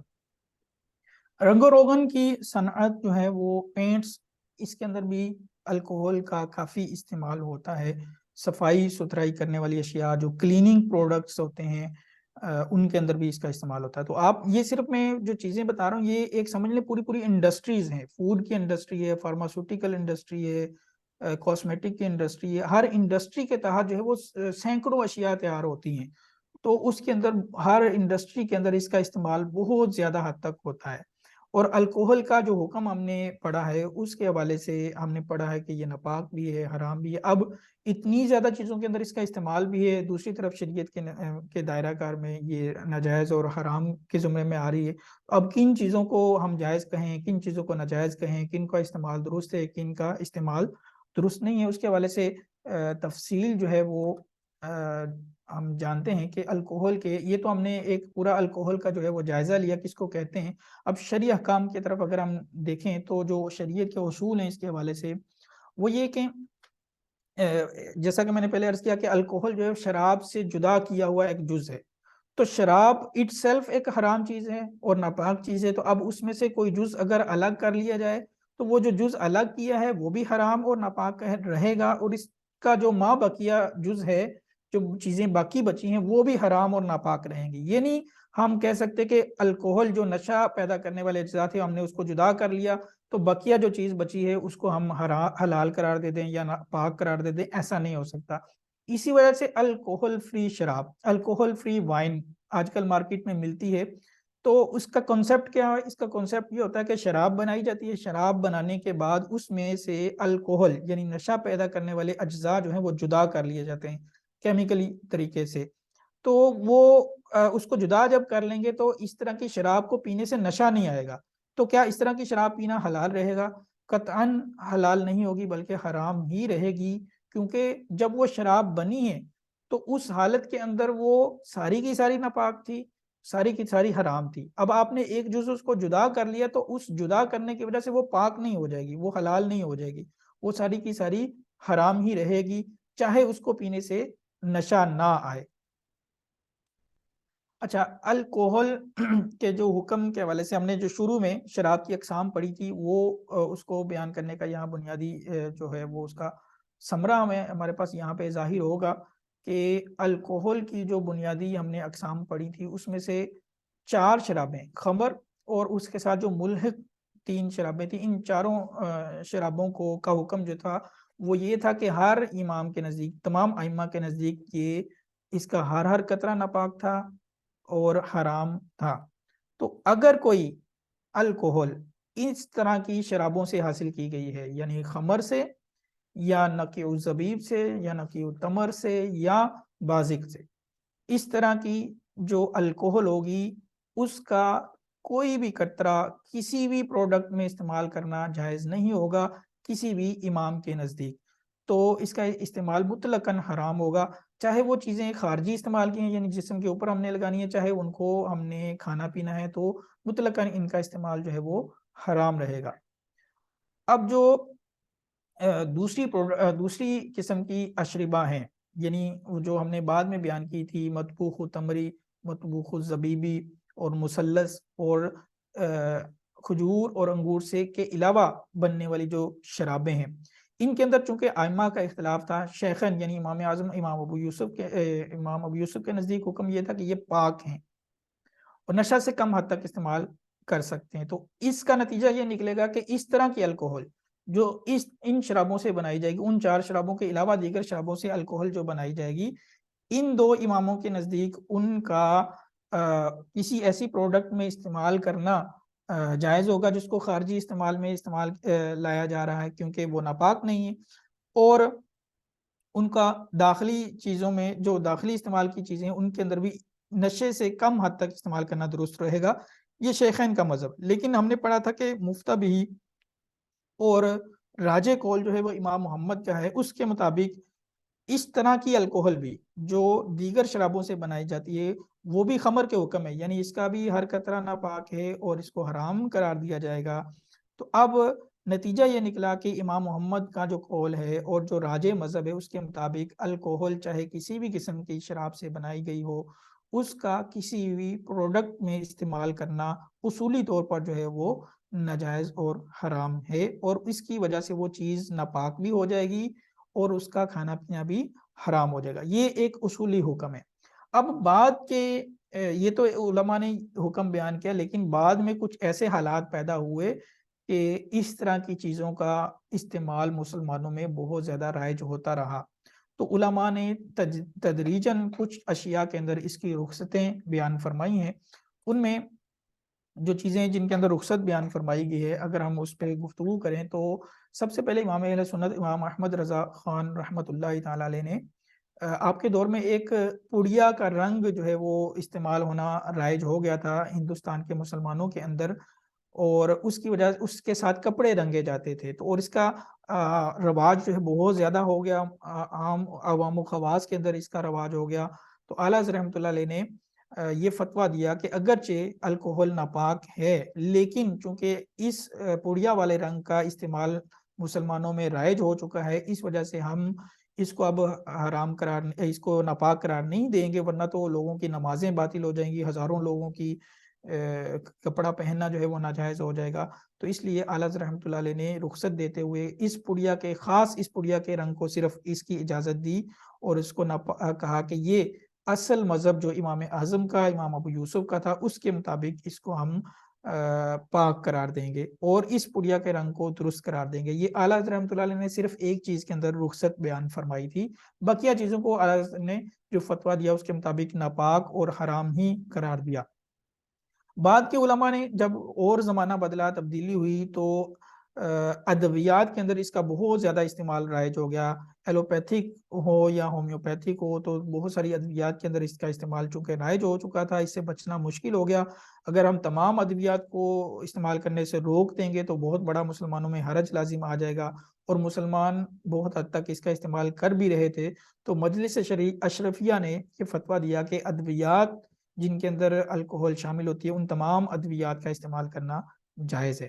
پھر انہوں نے ساتھ یہ بھی فتویٰ دیا کہ خارجی استعمال کی، یعنی جو کھانے پینے والی اشیاء کے علاوہ دوسری اشیاء ہیں جن کو ہم بدن پر استعمال کرتے ہیں یا ویسے اور اشیاء میں استعمال کرتے ہیں، تو وہ خارجی اشیاء جن کے الکوہل والی وہ خارجی اشیاء یا پروڈکٹس جن کے استعمال میں مسلمانوں کے اندر عموم بلوہ ہو جائے، رواج پڑ جائے، تو ان کے اندر بھی رخصت دے دی انہوں نے، ادویات کے اندر اور عموم بلوہ والی خارجی استعمال کی اشیاء کے اندر انہوں نے رخصت دے دی۔ جس طرح کہ پین کی سیاہی ہوتی ہے تو اس کے اندر بھی وہ شامل ہوتی ہے، دیگر کچھ چیزوں کے اندر پینٹ وغیرہ کے اندر بھی شامل ہوتی ہے، تو جن میں رواج ہو گیا ان میں انہوں نے اجازت دے دی۔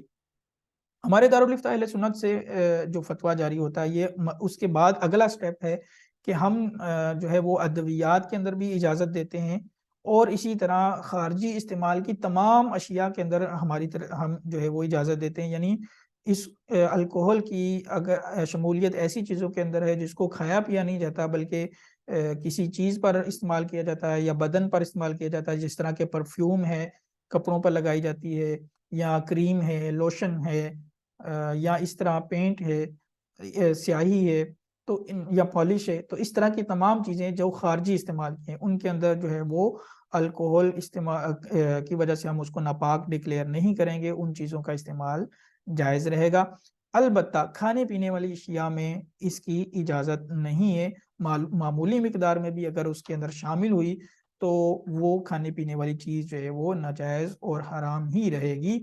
ہاں اگر کسی کھانے پینے والی چیز کے اندر عموم بلوہ ثابت ہو جائے تو پھر اس کا حکم جدا ہو سکتا ہے، لیکن فی الحال عموماً پاکستان کے اندر، پاکستان کے حد تک اگر بات کی جائے تو اس طرح کی اشیاء جو ہے وہ رائج نہیں ہے ہمارے ہاں جس میں کھانے پینے والی اشیاء میں الکوہل جو ہے وہ شامل کی جا رہی ہو۔ اب بیرون ممالک میں یہ صورت پیدا ہو سکتی ہے کہ ایسی چیزیں ہو سکتا ہے وہاں رائج ہوں جس کے اندر الکوہل بھی ہو اور وہ کھانے پینے والی ہوں، لیکن اب یہ وہاں کے علماء فیصلہ کریں گے۔ بہرحال یہاں تک تو ابھی اتنا استعمال یہاں پہ رائج نہیں ہے، اور فتویٰ یہی ہے کہ کھانے پینے والی اشیاء کے اندر اگر الکوہل شامل کی جا رہی ہے تو چاہے وہ تھوڑی مقدار میں ہے اس کی اجازت نہیں ہوگی۔ البتہ بعض فیلڈ کے یعنی فقہ الحلال کے فیلڈ کے کچھ ماہرین کا کہنا یہ ہے کہ الکوہل کی اگر معمولی مقدار شامل کی جائے جو نشہ کی حد سے کم ہو تو وہ کھانے پینے والی اشیاء میں بھی اجازت دیتے ہیں، لیکن ہم اس رائے سے فی الحال اتفاق نہیں کرتے۔ ہماری رائے وہی ہے کہ کھانے پینے والی اشیاء میں استعمال جائز نہیں ہے. جہاں عموم بلوا کی صورت پیدا ہو جائے گی تو وہاں کوئی رخصت کی صورت ہو سکتی ہے. یہ تو ساری تفصیل تھی ان اشیاء کے حوالے سے جو لیکوڈ شکل میں موجود ہیں اور نشہ پیدا کرتی ہیں. اب سالڈ اور جامد نشاور اشیاء کے حوالے سے اگر ہم بات کریں تو مثال کے طور پر بھنگ ہے، افیون ہے، چرس ہے، ہیروئن ہے اور اس طرح کی دیگر چیزیں جو سالڈ شکل میں موجود ہوتی ہیں لیکن ہوتی نشہ آور ہیں. تو ان کے حوالے سے جو حکم ہے شرعی طور پر وہ یہ ہے کہ ان تمام چیزوں یہ چیزیں جو ہیں وہ پاک ہیں، یعنی کسی بھی امام کے نزدیک یہ ناپاک نہیں ہے. اور ان کا استعمال جہاں تک استعمال کی بات ہے تو نشے کی حد تک استعمال کرنا حرام ہے، کیونکہ نشہ جو ہے وہ مطلقاً شریعت میں حرام ہے. حتیٰ کہ پچھلی شریعتوں میں بھی نشے کی اجازت نہیں رکھی گئی. نشہ ہماری شریعت میں بھی حرام ہے، پچھلی شریعتوں میں بھی حرام رہا ہے. ہاں شراب کی بعض شریعتوں میں اجازت رہی ہے لیکن نشے کی حد تک نہیں. تو یہاں نشہ جو ہے وہ ان چیزوں سے بھی کرنا جو ہے وہ حرام ہی ہے. نشے سے کم اگر ان چیزوں کا استعمال کیا جائے تو اس کا کیا حکم ہے؟ اس کے حوالے سے علماء فرماتے ہیں کہ اگر لہو اور مستی وغیرہ مقصود ہے، کوئی جائز منفعت حاصل کرنا مقصود نہیں ہے تو بھی اس کو گناہ قرار دیا جائے گا. اس طرح کی چیزوں کو استعمال کرنے کی اجازت نہیں ہوگی، کیونکہ ہوتا یہی ہے کہ اس طرح کی چیزیں جب کوئی لہو و لعب کے طور پر بھی استعمال کر رہا ہوتا تو پھر بڑھتے بڑھتے وہ پھر گناہ کی حد تک ہی پہنچ جاتا ہے. تو اس کا استعمال مطلقاً جائز نہیں ہوگا. البتہ اگر کوئی معقول منفعت ہے یا ضرورت ہے اور اس صورت میں ہم نشے کی حد سے کم اس کا استعمال کر رہے ہیں تو پھر اس کو استعمال کرنا جائز رہے گا. جس طرح کہ بعض ادویات کے اندر اس کی معمولی مقدار شامل کر لی جاتی ہے، اس سے مقصود علاج وغیرہ ہوتا ہے، اس کا کوئی فائدہ حاصل کرنا مقصود ہوتا ہے اور نشے کی حد تک بھی استعمال اس کو نہیں کیا جاتا، تو اس صورت کے اندر اس کا استعمال جائز رہے گا، کیونکہ نہ تو یہ ناپاک ہے اور نہ ہی یہ جو ہے وہ نشہ لا رہی ہے، نشے سے کم حد تک استعمال کی جا رہی ہے. لہٰذا ادویات کے اندر یا کسی اور معقول منفعت کے اندر اس کا استعمال نشے کی حد سے کم اگر ہو تو وہ جائز رہے گا. تو یہ الکوہل اور نشہ آور اشیاء کے حوالے سے ہماری تفصیل ہوئی. اب ان کے حوالے سے کچھ مختصر اگر آپ کچھ سوالات کرنا چاہیں تو 2-4 منٹ کے اندر جو ہے وہ سوالات کر سکتے ہیں. جی استاد محترم، میرا کوشچن یہ ہے کہ جیسے کہ پچھلے آپ نے فرمایا کہ شراب جو ہے وہ خمر جو ہے وہ اس کا ہر قطرہ ہی ناجائز ہے، حرام ہے. تو اگر کسی صورت میں اگر کسی کو کھانسی وغیرہ ہوتی ہے اور وہ اس صورت میں کھانسی بڑھ جاتی ہے تو وہ کھانسی جو ہے وہ ڈاکٹر کہتے ہیں کہ آپ ایک قطرہ جو ہے وہ خمر کا لگا لیں، شراب کا ایک قطرہ پی لیں، تو کیا اس صورت میں وہ جائز ہوگا؟ کیونکہ وہ شراب سے ہی جو ہے وہ کہتے ہیں کہ اگر وہ پی لے گا تو وہ اس کا مسئلہ حل ہو جائے گا، تو کیا اس صورت میں وہ جائز ہے؟ نہیں بالکل ٹھیک ہے. بہت سارے دوسرے علاج موجود ہیں، دوسری ادویات موجود ہیں، تو شراب کی اجازت نہیں ہوگی. اچھا حضور، آپ نے فرمایا تھا کہ ہم جو ہے کہ مطلب کہ خمر کے اندر مختلف قسم کی جو ہے وہ الکوہل ہوتی ہے. میری آپ سے گزارش ہے کہ خمر کے اندر مختلف قسم کی جب جو ہے وہ ہوتی ہے الکوہل ہوتی ہے، تو جب ہر قسم کی جو ہے وہ الکوہل ہوتی ہے تو کیا الکوہل بھی مختلف قسم کی ہوتی ہے ہر خمر کے اندر؟ الکوہل شراب کے اندر سے نکالی جاتی ہے، شراب کا ایک جز ہوتا ہے، اس کو جدا کر لیا جاتا ہے، اس کو الکوہل کہتے ہیں. تو جو مختلف قسم کی شرابیں ہیں، کئی ہاں قسم کی شرابیں، تو الکوہل بھی مختلف قسم کی ہوگی یا ایک ہی قسم کی ہوگی وہ ساری؟ جی مختلف قسم کی، چاہے وہ یعنی اس کی جو سورس ہے جہاں سے ہم الکوہل لے رہے ہیں وہ چاہے کسی بھی قسم کی ہو، لیکن اس کا حکم جو ہے وہ اس اعتبار سے ہوگا جو میں نے پہلے تفصیل عرض کی کہ 4 قسم کی شرابوں کا حکم اتفاقی طور پر ائمہ کے نزدیک ناجائز ہے، اور بقیہ جو قسم کی شرابیں ہیں ان کا جو ہے اختلافی ہے، لیکن وہ بھی امام محمد کا جو فتویٰ ہے راجح قول ہے اس کے مطابق وہ بھی ناجائز ہے اور حرام ہے اور ناپاک ہے. السلام علیکم. آپ نے ایک مسئلہ بیان فرمایا تھا کہ یہ جو شراب ہے یہ حرام ہے، خمر جو ہے حرام ہے، اسی طرح خمر سے نفع اٹھانا بھی، کسی طرح کا نفع اٹھانا بھی وہ بھی حرام ہے. تو اگر خمر کو جلانے کے لیے، آگ جلانے کے لیے اگر اس سے نفع اٹھایا جائے تو اس صورت میں کیا ہم آگ جلانے کے لیے نفع اٹھا سکتے ہیں اس سے؟ नहीं, ये नफा उठाना भी जायज नहीं होगा, ये भी एक किस्म का नफा उठा रहे हैं ना, तो नफे की किसी सूरत में इजाजत नहीं है, उसका एक ही हाल है, उसको आप जाया कर दें, तलफ कर दें। या दूसरा ये कि अगर वो सिरका बन जाए तो सिरका बनने के बाद उसका इस्तेमाल जायज होगा। ये नशे का खास तौर से पहली बार जब भी बंदा दिखने को दे तो उसको असर हो जाएगा नशे का, इसका फिर क्या हुक्म है उसका? आवाज साफ शुरू में नहीं वो आई, दोबारा जितनी भी फरमाएं। ये उस्ताद साहब ये इसमें लिखा हुआ है ना कि नशे की हद तक इस्तेमाल करना हराम है, तो पहली बार या बंदा इस्तेमाल के लिए थोड़ी सी भी लेता है तो उसको उसका असर तो होगा नशे का, फिर इसका क्या हुक्म? ये जामिद अशिया की बात कर रहे हैं? जी जी, जामिद अशिया की। हाँ, मैंने अर्ज किया ना कि नशे की हद तक इस्तेमाल भी नाजायज है, और बतौर लहव व लईब चाहे थोड़ी भी इस्तेमाल करें, उसमें नशा ना भी हो, उतनी भी इस्तेमाल करना फिर भी जायज नहीं होगा। अस्सलाम वालेकुम रहमतुल्लाहि व बरकातुहू। जैसे कि कुछ होम्योपैथिक की अद्वियात का क्या हुक्म है फिर? अद्वियात के मैंने अर्ज किया ना कि उसूली तौर पर पहले मना था, लेकिन अद्वियात की उलमा ने इजाज़त दे दी, तो अद्वियात के अंदर अगरचे अल्कोहल शामिल हो, वो तमाम अद्वियात इस्तेमाल करना जायज़ रहेगा। एथेनॉल अल्कोहल जो थी, इसकी जो है मसनूई और कुदरती जो दो किस्में थी, ये इनके हवाले से ये हुक्म वही इमाम मोहम्मद वाला देगा।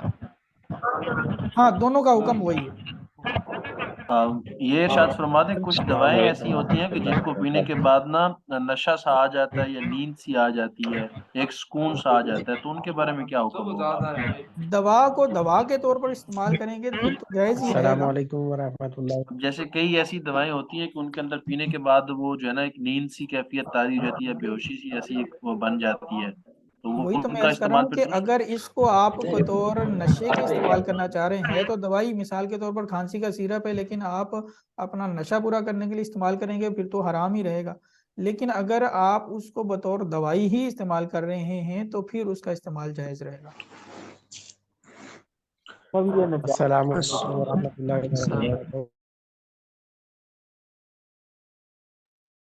एक चले एक हम भाई करके आगे चलते हैं। जी। अस्सलाम वालेकुम रहमतुल्लाहि व बरकातुहू।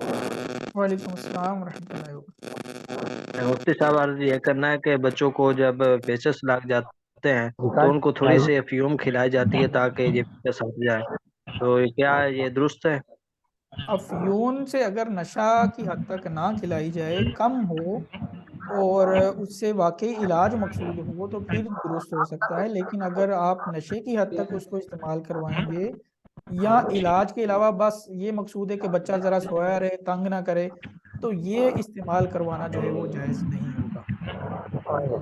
अच्छा, हम आगे चलते हैं ताकि हमारा लेक्चर जो है वो पूरा हो सके। बाकी सवाल आप और आखिर में कर लीजिएगा। मेरा किस तरह चलता है कि ये चीज पहुंच गई? अच्छा, अगला अस्सलाम वालेकुम रहमतुल्लाहि व बरकातुहू।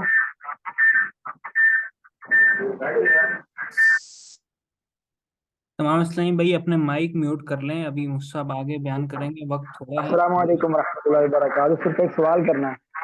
सवाल आप रोक लें, सवाल इंशाल्लाह आखिर में आप ले लेंगे, आप इसको लेक्चर को कंप्लीट होने दें आप।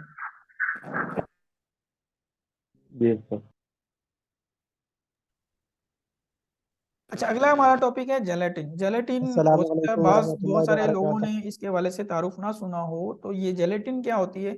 जेलेटिन एक मादा है, एक समझ लें एक बेजायका और बेरंग यानी शफाफ किस्म का मादा है।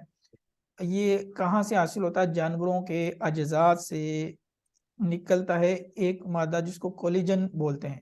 कोलिजन को फिर मजीद प्रोसेस किया जाता है तो उससे एक मादा हासिल होता है जो गूंद की तरह होता है। इसको अगर आम एग्जांपल में अगर आप देखना चाहें तो आपने अगर पाए खाए हों तो पाए खाने के साथ उसका शोरबा जो है वो चिकना सा होता है और हाथों के साथ चिपक जाता है, तो वो जो ये चिपकाहट पैदा करने वाला मादा है ना, वो उस पाए की उसकी जिल्द से निकला हुआ होता है और उस हड्डियों से निकला होता है। वो जो मादा है उसको जेलेटिन बोला जाता है। और जिस तरह यहाँ नीचे तस्वीर में भी आपने देखा होगा कि एक आदमी के हाथ के अंदर उसने लिया हुआ है और वो उस शक्ल के अंदर मौजूद है जो गोंद की तरह का और थोड़ा सा लेसला सा मादा है, तो इसको जेलेटिन बोला जाता है। اچھا یہ استعمال کہاں پہ ہوتا ہے؟ اس کا بہت زیادہ انڈسٹری میں اب استعمال ہوتا ہے، فوڈ یعنی کھانے پینے والی اشیاء میں استعمال ہوتا ہے. مقصود یہ ہوتا ہے کہ جیلنگ ایجنٹ کے طور پر استعمال ہوتا ہے، یعنی جیلی کی شکل آپ نے دیکھی ہوگی، جو مختلف بچوں کی جیلیاں بھی ملتی ہیں، اور تھوڑی سی وہ نرم نرم سی ہوتی ہے، نہ وہ بالکل سالڈ ہوتا ہے، نہ بالکل وہ مایا شکل میں ہوتی ہے، تو نرم سی وہ ہوتی ہے. تو وہ والی جو کیفیت پیدا کی جاتی ہے تو وہ جیلیٹن شامل کر کے پیدا کی جاتی ہے. میڈیسن کے اندر اس کی بہت زیادہ میڈیسن کے اندر اس کا استعمال ہے. میڈیسن کے اندر آپ یہ دیکھیں جو نیچے کیپسول آپ دیکھ رہے ہوں گے، تو کیپسول کا جو اوپر والا شیل ہے یعنی دوائی کے تو اس کے اندر ہوتی جو اوپر والا شیل ہے، آج کل وہ شیل جو ہے وہ بھی جیلیٹن سے بنایا جا رہا ہے. کاسمیٹک کی اشیاء، کاسمیٹک کی بہت ساری چیزوں کے اندر بھی جیلیٹن کا استعمال موجود ہے. کھانے پینے والی اشیاء کی اگر ہم بات کریں تو میٹھی ڈشز کے اندر کینڈی، آئس کریم، دہی، کریم، چیز، مارجرین، چائنیز سوپ وغیرہ، ان چیزوں کے اندر جیلیٹن کا استعمال کیا جا رہا ہے. پاکستان میں ہو سکتا ہے کہ ان سب چیزوں کے اندر استعمال نہ رائج ہو، لیکن دیگر کنٹریز کے اندر یہ بہت زیادہ ان چیزوں کے اندر اس کا استعمال رائج ہو چکا ہے، خصوصاً ادویات کے اندر اس کا بہت زیادہ استعمال ہے. تو یہاں پہ ایک تو یہ اس کی آپ نے کیفیت دیکھی اور اس کا استعمال دیکھا. اب یہ حاصل کہاں سے ہوتا ہے؟ اس کے حاصل ہونے کے جو ذرائع ہیں، جو سورسز ہیں، وہ کیا ہیں؟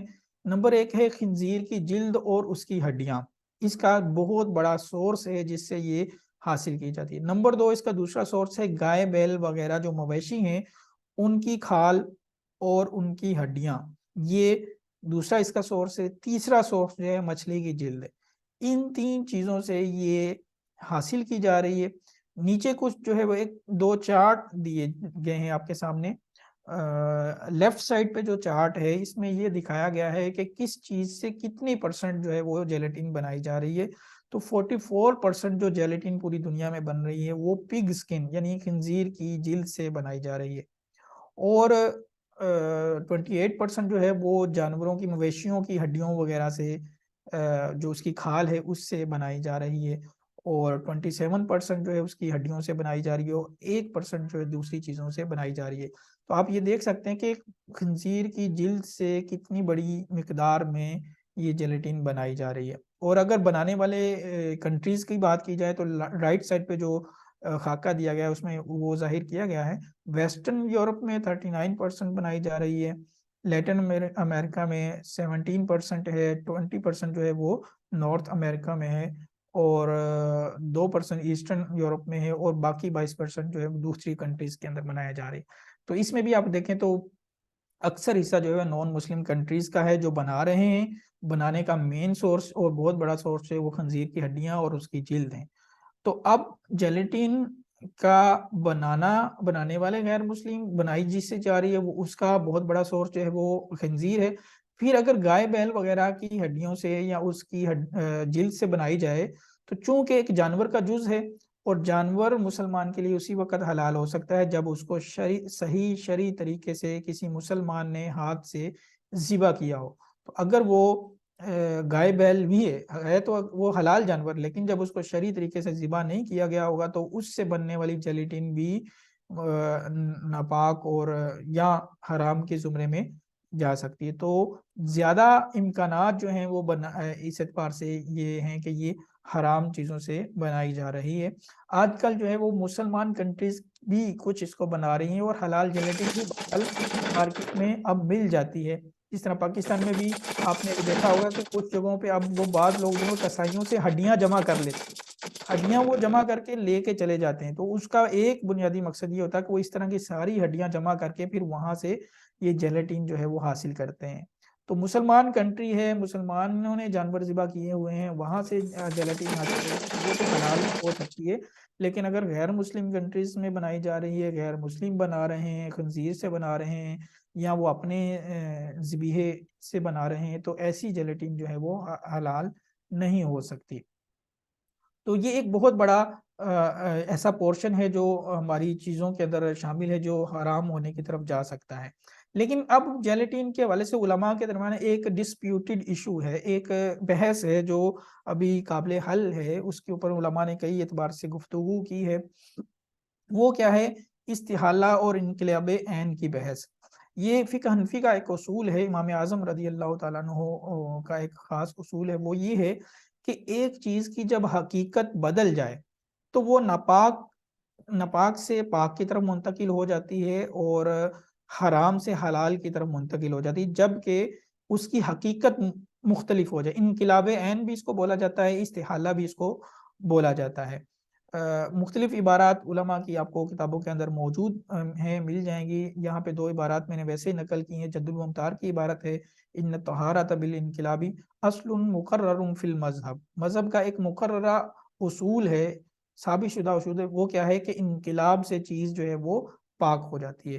اور امام محمد کے نزدیک سے فرمایا کہ علت انقلاب حقیقت اور تغیر، فرمایا کہ یہ پاک ہونے کی دلیل ہے۔ اس کی کچھ ایگزامپلس میں نے نیچے ذکر کی ہیں، جس طرح کہ انگور کا شیرہ ہے تو پاک ہے، انگور کا شیرہ حلال بھی ہے، لیکن جب یہ خمر کی شکل اختیار کرتا ہے تو پھر یہ ناپاک ہو جاتا ہے اور حرام ہو جاتا ہے۔ تو ایک انقلاب حقیقت یہاں پہ واقع ہوا جس کی وجہ سے پاک چیز ناپاک ہو گئی اور حلال چیز حرام ہو گئی، لیکن خمر کے بعد پھر اس میں انقلاب عین ہوتا ہے، استحالہ واقع ہوتا ہے، تو خمر سے پھر وہ سرکہ بن جاتا ہے۔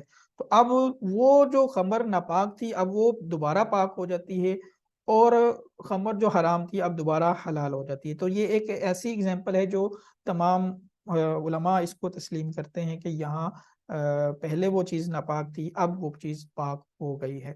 اس کی دوسری ایگزامپل نطفہ ہے، انسان کا نطفہ جس سے انسان بنتا ہے تو وہ ناپاک پانی ہے، جب وہ علقہ خون کی صورت میں بنتا ہے، شکل اختیار کرتا ہے، تب بھی وہ ناپاک رہتا ہے، پھر جب وہ گوشت کا لوتھڑا بن جاتا ہے تو اس صورت کے اندر یہ پاک اس کو شمار کیا جاتا ہے۔ اب انسان جب پیدا ہوتا ہے تو اگرچہ اس کے اوپر جو اگر نجاست لگی ہوئی ہے تو اس کو تو ہم ناپاک کہیں گے، لیکن انسان کا بدن فی نفسی وہ اس کو پاک ہی شمار کیا جائے گا۔ نجاست دور کر دی جائے تو بدن جس چیز سے بنا ہے وہ اصل کے اعتبار سے اگرچہ ناپاک تھی، لیکن جو بعد میں وجود میں آیا انسان تو وہ انقلاب حقیقت ہو چکا، اب وہ پاک ہو گئی۔ نوشادر استعمال کی جاتی ہے، نوشادر کے بارے میں بیان کیا جاتا ہے، یہ نجاست کا دھواں ہے جس سے یہ بنتی ہے، تو اصل کے اعتبار سے یہ ناپاک تھی تو پھر یہ پاک ہو گئی۔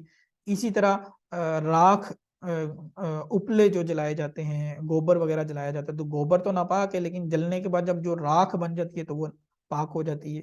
اسی طرح کتب فقہ میں اگزامپل دی جاتی ہے، گدھا یا خنزیر نمک کی کان میں گرا اور وہ عرصے کے بعد وہ بھی نمک ہو گیا تو اب وہ حلال بھی ہو جائے گا اور وہ پاک بھی ہو جائے گا، کیونکہ وہ نمک بن چکا ہے، اب وہ گدھا نہیں ہے، اب وہ خنزیر نہیں۔ تو انقلاب عین کی یہ بھی مثال دی جاتی ہے۔ تو اور بھی کچھ امثلہ دی جا سکتے ہیں۔ تو یہ ایک مذہب کا مقررہ اصول ہے، لیکن جیلیٹن کے اندر یہاں پہ یہ بحث کی جاتی ہے کہ جیلیٹن بنانے کا جو پروسیس ہے، جانور کی ہڈیوں سے سے پھر کولیجن سے پھر وہ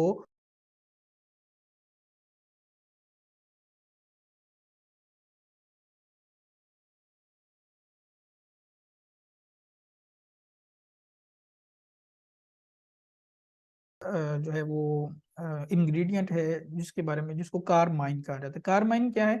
یہ ایک اس کو کچینیل بھی بولتے ہیں، کارمینک ایسڈ بھی اس کا نام ہے، اور بھی کچھ نام ہے۔ نیچرل ریڈ کلر 4 اس کو یہ بھی بولا جاتا ہے۔ اور ای نمبر جو آپ نے پچھلے ٹاپکس پچھلے لیکچر میں پڑھے ہوں گے تو اس کا ای نمبر جو ہے E120 ہے۔ اس کلر کو شو کرنے کے لیے جو نمبر دیا جاتا ہے وہ E120۔ یہ کیسے حاصل ہوتا ہے؟ یہ ایک کیڑا ہے جو آپ اس کی تصویر بھی دیکھ رہے ہیں، رائٹ سائڈ پہ کارنر پہ اوپر یہ کیڑے سرخ رنگ کے نظر آ رہے ہیں، اور لیفٹ سائڈ پہ آپ نیچے والی تصویر دیکھیں تو وہ کیڑوں اس طرح کے کیڑوں کو جمع کر کے پتھر پہ رکھ کے اس کو مسلا جا رہا ہے۔ تو مسل کے جب اس کو مسلتے ہیں تو یہ سرخ کلر جو ہے اس سے حاصل ہو جاتا ہے۔ تو یہ اس کیڑے سے بنایا جانے والا سرخ کلر ہے، اس کو کرمز کیڑا بھی بولتے ہیں، اور یہ عرصہ دراز سے اس کا استعمال جو ہے وہ رائج ہے۔ پہلے اس کا استعمال جو تھا وہ صرف کلر حاصل کیا جاتا تھا، اس سے کپڑے وغیرہ رنگے جاتے تھے، قدیم سے اس کو استعمال کیا جا رہا ہے۔ علامہ شامی نے بھی اپنی رد المختار میں اس کا تذکرہ کیا ہے، اور گفتگو علماء کے درمیان رہی ہے کہ اس طرح کی کیڑوں کی خرید و فروخت جائز ہے یا نہیں ہے۔ علامہ نابلسی رحمۃ اللہ علیہ نے یہ فتویٰ دیا تھا کہ ان کی خرید و فروخت جو ہے وہ جائز نہیں ہو سکتی، کیونکہ یہ انسیکٹس یعنی کیڑے مکوڑوں کے زمرے میں آتا ہے، حشرات الارض کے زمرے میں آتا ہے، اور حشرات کی بے خرید و فروخت ہمارے مذہب حنفی کے مطابق جائز نہیں ہے، تو انہوں نے اس کے ناجائز ہونے کا فتویٰ دیا۔ امام علامہ شامی رحمۃ اللہ علیہ نے اس فتوے کے اوپر مزید کلام کیا تو آپ نے اس کا جواب دیا اور یہ فرمایا کہ بیع کا اصل دار و مدار ہوتا ہے اس کی منفعت کے اوپر. تو اگر کیڑے یہ ہے تو کیڑا اگرچہ، لیکن اس سے جو اب منفعت حاصل کی جا رہی ہے وہ ایک جائز قسم کی منفعت ہے کہ اس سے کلر حاصل کیا جاتا ہے، اور لوگ اس کو اب مال کا درجہ دیتے ہیں. جس طرح آپ اس کو شہد کی مکھیاں جمع کر لے جائیں تو وہ بھی ایک مال کا درجہ رکھتے ہیں، اور ریشم کے کیڑے ہیں تو وہ بھی لوگ اس کی خرید و فروخت کرتے ہیں. تو مختلف طرح کی ایگزامپلز علامہ شامی نے سامنے رکھی کہ ہمارے علماء نے ان کیڑوں کی اجازت دی ہے ان کی منفعت کی بنیاد پر. تو جب ہمارے زمانے میں یہ کرمز کیڑے کی سے بھی ایک جائز قسم کی منفعت لی جا رہی ہے تو اور لوگ اس کو مال بھی سمجھتے ہیں، پالتے ہیں، باقاعدہ اس کی افزائش کرتے ہیں اور اس سے یہ حاصل کرتے ہیں، تو فرمایا کہ اب اس کی بیع جو ہے وہ جائز ہوگی، مال تصور کیا جائے گا. تو یہ ہمارے علماء کی بحث جو ہے اپنی کتابوں کے اندر موجود ہے. امریکن لاء کے مطابق جب یہ اس کا مزید استعمال کھانے پینے والی اشیاء میں بھی رائج ہوا، یعنی یہ کلر ہے، پہلے تو صرف کپڑے وغیرہ چیزوں کے رنگنے میں استعمال ہوتا تھا، لیکن بعد میں انگریزوں نے یہ مختلف کفار نے اس کو کھانے پینے والی دیگر چیزوں کو میں بھی کلر، سرخ کلر پیدا کرنے کے لیے یہ والا کلر استعمال کرنا شروع کیا. تو اب بہت سارے لوگ جو ہیں وہ کیڑے یا مکوڑوں سے بنی ہوئی چیزوں کو استعمال نہیں کرتے تھے، اور اس میں مسلمان جو ہے وہ بھی حرام سمجھتے تھے. تو انہوں نے یہ ایک حل نکالا کہ ہم اس کو انسیکٹ بیسڈ کا لیبل نہیں لگائیں گے، بلکہ اس کی جگہ پہ کارمائن لکھ دیں گے، کوچینیل لکھ دیں گے. بعض لوگوں کو اس کا پتہ ہی نہیں ہوگا، اور یورپ میں اس کا ای نمبر نکال دیا گیا. تو اب یہ نمبر لکھ دیا جاتا ہے اور لوگوں کو اس کے پیچھے پتہ نہیں ہوتا کہ یہ کیا چیز ہے. تو بہرحال اگر مسلمانوں کے حوالے سے دیکھا جائے تو اس کا جو استعمال ہے مختلف طرح کی انڈسٹریز میں ہوتا ہے. یہ جو استعمال میں عرض کرنے لگا ہوں، یہ عام طور پہ ہمارے ہاں پاکستان میں اتنا نہیں ہے رائج، یہ دوسری کنٹریز کے اندر ہی ہے، یعنی فوڈ وغیرہ کی انڈسٹری کے اندر بھی ہے، اور اس میں کھانے پینے والی اشیاء میں بھی ہے. جس طرح کے فروزن گوشت ہے اس کو سرخ کلر دینے کے لیے انرجی اور سافٹ ڈرنکس وغیرہ، الکوہل والے مشروبات ہیں، اور اسی طرح کینڈیز ہیں، چوئنگم ہے، سیرپ وغیرہ ہیں، اور کیچپ ہے، سوپ وغیرہ.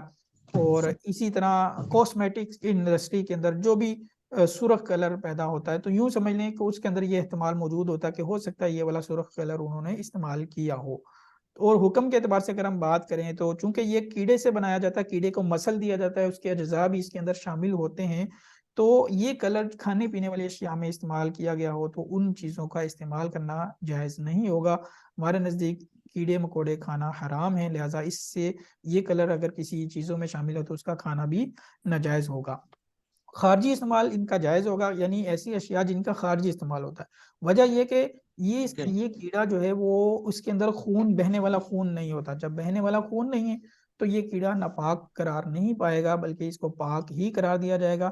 اب اس کا خارجی استعمال جو ہے وہ درست رہے گا، کیونکہ یہ ناپاک نہیں ہے، پاک ہے، اور ہم اس کو کھا بھی نہیں رہے. جس طرح مثال کے طور پر کوئی کپڑے رنگ لیتا ہے تو کپڑا رنگنے میں کوئی مسئلہ نہیں ہے کہ ایک کلر ہے اور وہ ناپاک نہیں ہے، پاک ہے، تو اس سے کپڑا رنگ لیا تو کوئی حرج نہیں، اس کو کون سا ہم نے کھانا ہے.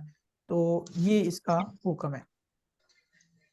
اس کے اگلا جو ہے وہ ہمارا ٹاپک ہے گلیسرین. گلیسرین بھی آپ نے نام تو سنا ہی ہوگا، اور اس کی یہ مختلف آئٹمز بھی آپ کے سامنے تصویر میں ظاہر ہو رہی ہیں جن کے اندر گلیسرین استعمال ہوتی ہے. اور یہ حاصل کہاں سے ہوتی ہے؟ اس کے 3 ذرائع. ایک تو جانور کی چربی سے نکلتی ہے، نمبر 2 درخت پام آئل وغیرہ سے یہ اس کو نکالا جاتا ہے، ویجیٹیبل آئل سے بھی حاصل کیا جاتا ہے، نمبر 3 پیٹرولیم اشیاء سے.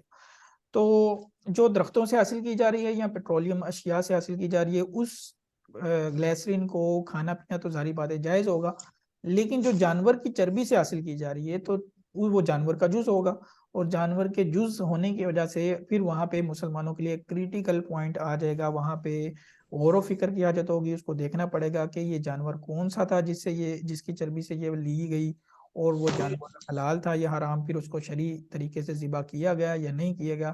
تو یہ یہاں پہ اہمیت حاصل کر لیتا ہے. یعنی اگر کسی چیز کے اندر آپ دیکھ رہے ہیں کہ گلیسرین موجود ہے تو اب آپ کو ضروری ہوگا کہ آپ اس میں یہ تحقیق کر لیں کہ یہ گلیسرین اس کا سورس کیا ہے، کیا اس کا پلانٹ بیس گلیسرین ہے یا پیٹرولیم بیس ہے، پھر تو اس کا استعمال آپ کا جائز رہے گا. لیکن اگر یہ اینیمل بیسڈ ग्लाइसरीन है, तो फिर आप इसको इस्तेमाल नहीं कर सकते जब तक आप इसको कंफर्म ना कर लें कि ये हलाल ज़बीहे की है या नहीं है। इसका इस्तेमाल अगर देखा जाए तो कहाँ कहाँ और अब खाने पीने की अशिया में भी स्वीटनर यानी मिठास पैदा करने के वाली के तौर पर भी इस्तेमाल होता है, मरतूब रखने के लिए, चीज़ों को नम और मॉइस्ट रखने के लिए भी ये इस्तेमाल होता है, और अद्वियात के अंदर बहुत बड़ी मिकदार में इस्तेमाल होता है, खुसूसन जो ज़ख़म ठीक करने वाले अद्वियात होते हैं, और पर्सनल केयर की अशिया जैसे बालों की जेल है, लोशन है, माउथ वॉश है, टूथपेस्ट वगैरह, उसमें भी ग्लिसरीन की कुछ मिकदार हो सकती है। इलेक्ट्रॉनिक सिगरेट्स वगैरह में भी इसकी मिकदार शामिल हो सकती है। तो ये कुछ अहम अज्जात है जिसके हवाले से मैंने आज गुफ्तगू की और आपके सामने रखी। अब आप लोग जो है वो कुछ सवालात करना चाहें तो आप कर सकते हैं मज़ीद इंशाल्लाह। आपको अस्सलाम वालेकुम व रहमतुल्लाहि व बरकातुहू। वालेकुम अस्सलाम व रहमतुल्लाहि व बरकातुहू। जो भी बात हुई है इसके अंदर जो जानवर की होगी इसका कहते हैं खारिजी इस्तेमाल तो जायज़ होगा ना इनका। अस्सलाम वालेकुम रहमतुल्लाह। जी फरमाइए। उस्ताद मोहतरम मजीद लेक्चर होगा? जी मजीद लेक्चर होगा? अभी आप लेक्चर तो खत्म हो गया, लेकिन आप सवाल जो आप करना चाहें सवालात वो आप कर सकते हैं इस लेक्चर से मुतल्लिक। जी मेरा सवाल ये है कि जो जानवर मतलब कि शरई तरीके से ज़िबा नहीं किया गया, उसको मतलब कि खाना तो हलाल नहीं, लेकिन उसकी अशिया जो अद्वियात या दीगर इस्तेमाल में लाई जा रही हैं, क्या वो भी दुरुस्त नहीं होगी? अद्वियात की दवाई अगर खाने वाली दवाई है तो जाहिर बात है उसके तमाम अज्जा भी ऐसे होने चाहिए जो मुसलमान के लिए हलाल हैं। तो अगर हराम जानवर के अज्जा हैं या हलाल जानवर है लेकिन उसको सही तरीके से ज़िबा नहीं किया गया तो वो मुसलमान के लिए हराम है, और ऐसे अज्जा अगर दवाई में शामिल हो जाएं तो ऐसी दवाई भी इस्तेमाल करना जायज़ नहीं होगा। आधा घंटा पहले खत्म हो गया बस। अस्सलाम वालेकुम रहमतुल्लाहि व बरकातुहू। वालेकुम अस्सलाम रहमतुल्लाहि व बरकातुहू। ये अपने दारुल अहले सुन्नत के नज़दीक अद्वियात में अल्कोहल का इस्तेमाल का क्या हुक्म है? दुरुस्त है, जायज़ है, इसका बयान हुआ है लेक्चर के अंदर, मैंने बयान किया है। ये ग्लिसरीन के हवाले से जो आखिरी में बयान हुआ था अभी उसमें ये पूछना था कि जो उसका जानवर की चर्बी से बनेगी उसका कोई खारिजी इस्तेमाल तो जायज़ होगा? जानवर की चर्बी जो है वो अगर जानवर ज़िबा नहीं किया गया, उसको वैसे मुर्दार है तो वो चर्बी भी नापाक होती है। हाँ अगर उसको ज़िबा कर लिया गया तो ज़िबा की हुई चर्बी यानी मुसलमान ने ज़िबा किया है तो वो चर्बी पाक भी हो जाती है, हलाल भी हो जाती है, और जानवर जबकि हलाल हो। अगर काफिर ने कोई हलाल जानवर ज़िबा किया है तो अब अस्सलाम वालेकुम व रहमतुल्लाहि व चर्बी बरकातुहू। जो है वो पाक हो जाती है लेकिन हलाल नहीं होती। मछली ज़बीहा का क्या है? अस्सलाम वालेकुम। वालेकुम अस्सलाम व रहमतुल्लाहि व बरकातुहू। या सैयदी अर्ज ये करनी है कि अभी आपने फरमाया कि जिससे मकसूद मनफियत हो, जैसे आपने शहद की मक्खी की मिसाल दी कि उससे मकसूद जैसे शहद है, और इसी तरह आपने फरमाया अभी कीड़े की पिक्चर दिखाई गई कि इससे मकसूद कलर वगैरह है। तो ये जो मार्केट के अंदर जो दो तरह के जोड़े बड़े मशहूर हैं, एक घोड़ा बॉक्सी के नाम से और एक चाइना बॉक्सी के नाम से, तो इसके मुतालिक आप क्या फरमाते हैं? यानी इसका पहनना क्या जायज़ है? यानी इसके अंदर ये है कि टोटली उसके अंदर ताना और बाना रेशम के कीड़े का बना हुआ हो, तो आया फिर भी जायज़ है या इसकी क्या सूरत हाल है? देखिए रेशम का तो हमारा यहाँ टॉपिक से कोई सवाल ही नहीं बनता जो आप सवाल कर रहे हैं, ये तो अलग सवाल है, आप इसको अलग फोरम पे डिस्कस करें। उसका सब मछली ज़बीहा कैप्सूल के बारे में नाजायज और हराम के दरमियान कैप्सूल का फिर क्या हुक्म अस्सलाम होगा? वालेकुम। एक बंदा बोले ना, एक बंदा सवाल करे। जी मुफ्ती साहब ये सवाल जरा ये आपने जो फरमाया अल्कोहल के बारे में, ये हजरत आप पीछे हाथ उठवा कर पूछ लेना। ये दारुल इफ्ता का जो मुझे आपने हाथ फतवा नजर बयान नहीं आ किया, रहे ना, कौन से उठाए जा रहे, तो मैं कैसे उठवाऊं? ये दारुल इफ्ता अहले सुन्नत के नज़दीक आपने फरमाया कि अद्वियात का जो इस्तेमाल है, अद्वियात में अल्कोहल का इस्तेमाल, जो इबारत हमने जो इबारत लिखी हुई है उसमें तो ये नहीं लिखा हुआ, उसमें तो ये लिखा हुआ है कि हमारे दारुल इफ्ता सुन्नत की तरफ से फिलहाल ये फतवा है कि अद्वियात के अलावा खारजी इस्तेमाल की तमाम अशिया में अल्कोहल का इस्तेमाल जायज़ है। तो इसमें हाँ, तो उससे अद्वियात के मुराद ये अलावा कि अद्वियात में तो है ही है, अद्वियात के अलावा खारजी इस्तेमाल में भी इजाजत है, यूं मुराद है उसकी। सवालात के बाद नाजायज लेक्चर और होगा हराम मजीद। के दरमियान फर्क क्या है? नहीं, मजीद नहीं जायज और लेक्चर होगा, हराम बस के सवाल जवाब दरमियान। है। अस्सलाम वालेकुम। वालेकुम अस्सलाम। हजरत आपने फरमाया कि ग्लिसरीन जब भी ली जाए तो उसके बारे में तहकीक करनी है, तो ये तहकीक करना हम पर लाजिम है? ग्लिसरीन के बारे में तहकीक कर लेनी चाहिए, यानी यूं समझ लें कि लाजिम तो नहीं होगी, लेकिन ये कि एहतियात इसी में होगा। हमने पहले अच्छा, लेक्चर हम के किसी अंदर इसकी पंसारी से अहमियत लेने जा वाज़ेह रहे की। हैं तो हम उसके बारे में यही उसने जन रख लें या फिर क्या कि ये बाकी होगी? दोबारा फरमाएं। मतलब हमने किसी स्टोर से परचेज की ग्लिसरीन, तो हम उसके बारे में यही सोचेंगे ना कि ये पाक है? जाहिर बात है, जब तक हमें ये कंफर्म नहीं है कि ये हराम सोर्स से ली गई है तो हम उसको नापाक तस्वुर नहीं करेंगे, क्योंकि उसका हलाल सोर्स भी मौजूद है। तो जी। हम इसको हराम नहीं कहेंगे, लेकिन एहतियात का सिर्फ तकाजा ये है कि उसको मजीद देख लिया जाए। खुसूसन पाकिस्तान में तो ऐसा कम होगा कि हराम चीज़ जो है वो इस तरह मार्केट में आ जाए, लेकिन बैरून ममालिक में ये ज़्यादा अंदेशा हो सकता है। वो कैफीन के बारे में अस्सलाम वालेकुम वरहमतुल्लाहि वबरकातुहू। मुझसे पूछना ये था कि जो बाज़ औक़ात हड्डियाँ जो जमा की जाती हैं, लोग आते मशीनी बेबिया के बारे में हैं पूछना था। जो कसाब वगैरह होते हैं, इनकी शॉप से जो हड्डियाँ वगैरह लेके चले जाते हैं, तो बाज़ औक़ात उनको देखा जाता है कि वो इतनी बुरी हालत में होती हैं कि उनको देखा भी नहीं, इंसान खुद उसको देख के घिन महसूस करता है। तो अब उनसे जो है जेलेटिन जब हासिल की जाती है तो उसका इस्तेमाल फिर वो, अगरचे वो हालांकि हलाल जानवर था, ज़िबा भी ठीक हुआ था, तो अब उनकी जेलेटिन का क्या हुक्म है? देखिए, जब वो जानवर हलाल है तो उसकी हड्डियां भी हलाल होंगी, उसको ज़िबा भी सही तरीके से मुसलमान ने किया है तो बिल्कुल ऐसे हड्डियां ही भी है। हलाल हैं और वो पाक भी हैं। तो अब अगर उसके पे आलाइश वगैरह लगी है तो बस उसको साफ करने की ज़रूरत होगी, वरना उसको हराम नहीं अब कह सकेंगे हम। उस्ताद साहब, जब ये हमें पता चल गया कि ये ग्लिसरीन जो है वो किसी जानवर से बनी हुई है, लेकिन हमें ये पता नहीं है कि वो जानवर आया कि वो हलाल है या हराम है, तो उस सूरत में हम ये हुस्न ज़न तो नहीं रख सकते ना कि ये हलाल जानवर से बनी हुई होगी, क्योंकि गोश्त में असल जो है वो हराम होना है, गोश्त की असल हिल्लत नहीं है, हराम होना है। जी ये बिल्कुल, पता है आपने कि ये दुरुस्त समझा। गोश्त से बनी है, लेकिन ये पता नहीं है आपने कि दुरुस्त कौन से समझा है जानवर कि से बनी है। अगर गोश्त से होना साबित हो जाए कि ये गोश्त वाली है, फिर अब हमें ये भी तहकीक करनी पड़ेगी कि ये हलाल वाला है या हराम।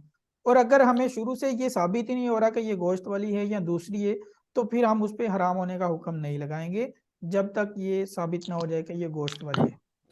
अस्सलाम वालेकुम वरहमतुल्लाहि वबरकातुहू। के दरमियान ये क्या जेलेटिन के फर्क हवाले है? से भी ये सवाल हुआ था कि अगर गोश्त के हवाले से अच्छा, हो। कैसर भाई मौजूद हैं? कैसर भाई, अब ये नाजायज और जी हराम उस्ताद के मोहतरम। दरमियान क्या है? कैसर भाई मौजूद हैं? जी उस्ताद मोहतरम। अच्छा, बकिया सवालात के आप जवाब दे दीजिएगा, मुझे अभी निकलना है ज़रूरी तौर पर। ठीक है, जी जी उस्ताद। अस्सलाम वालेकुम।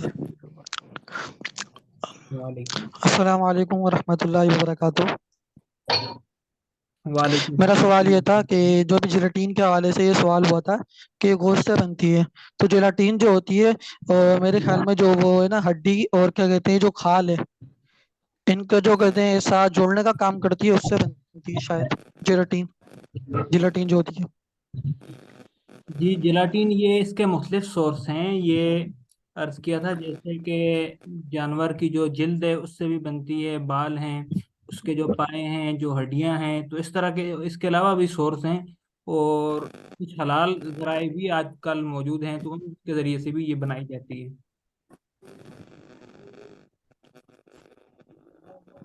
उस्ताद, ये अर्ज ये करनी थी कि सवाल तो नहीं है, एक अर्ज करनी थी कि जिस तरह बच्चे ये कर रहे थे, अगर तो इसमें रिमूव करने का ऑप्शन हो तो आप ऐसे बच्चों को अगर रिमूव कर दिया करें तो मुनासिब यही रहेगा, क्योंकि हमारी बहुत ज़्यादा तवज्जो इस वजह से हट गई है।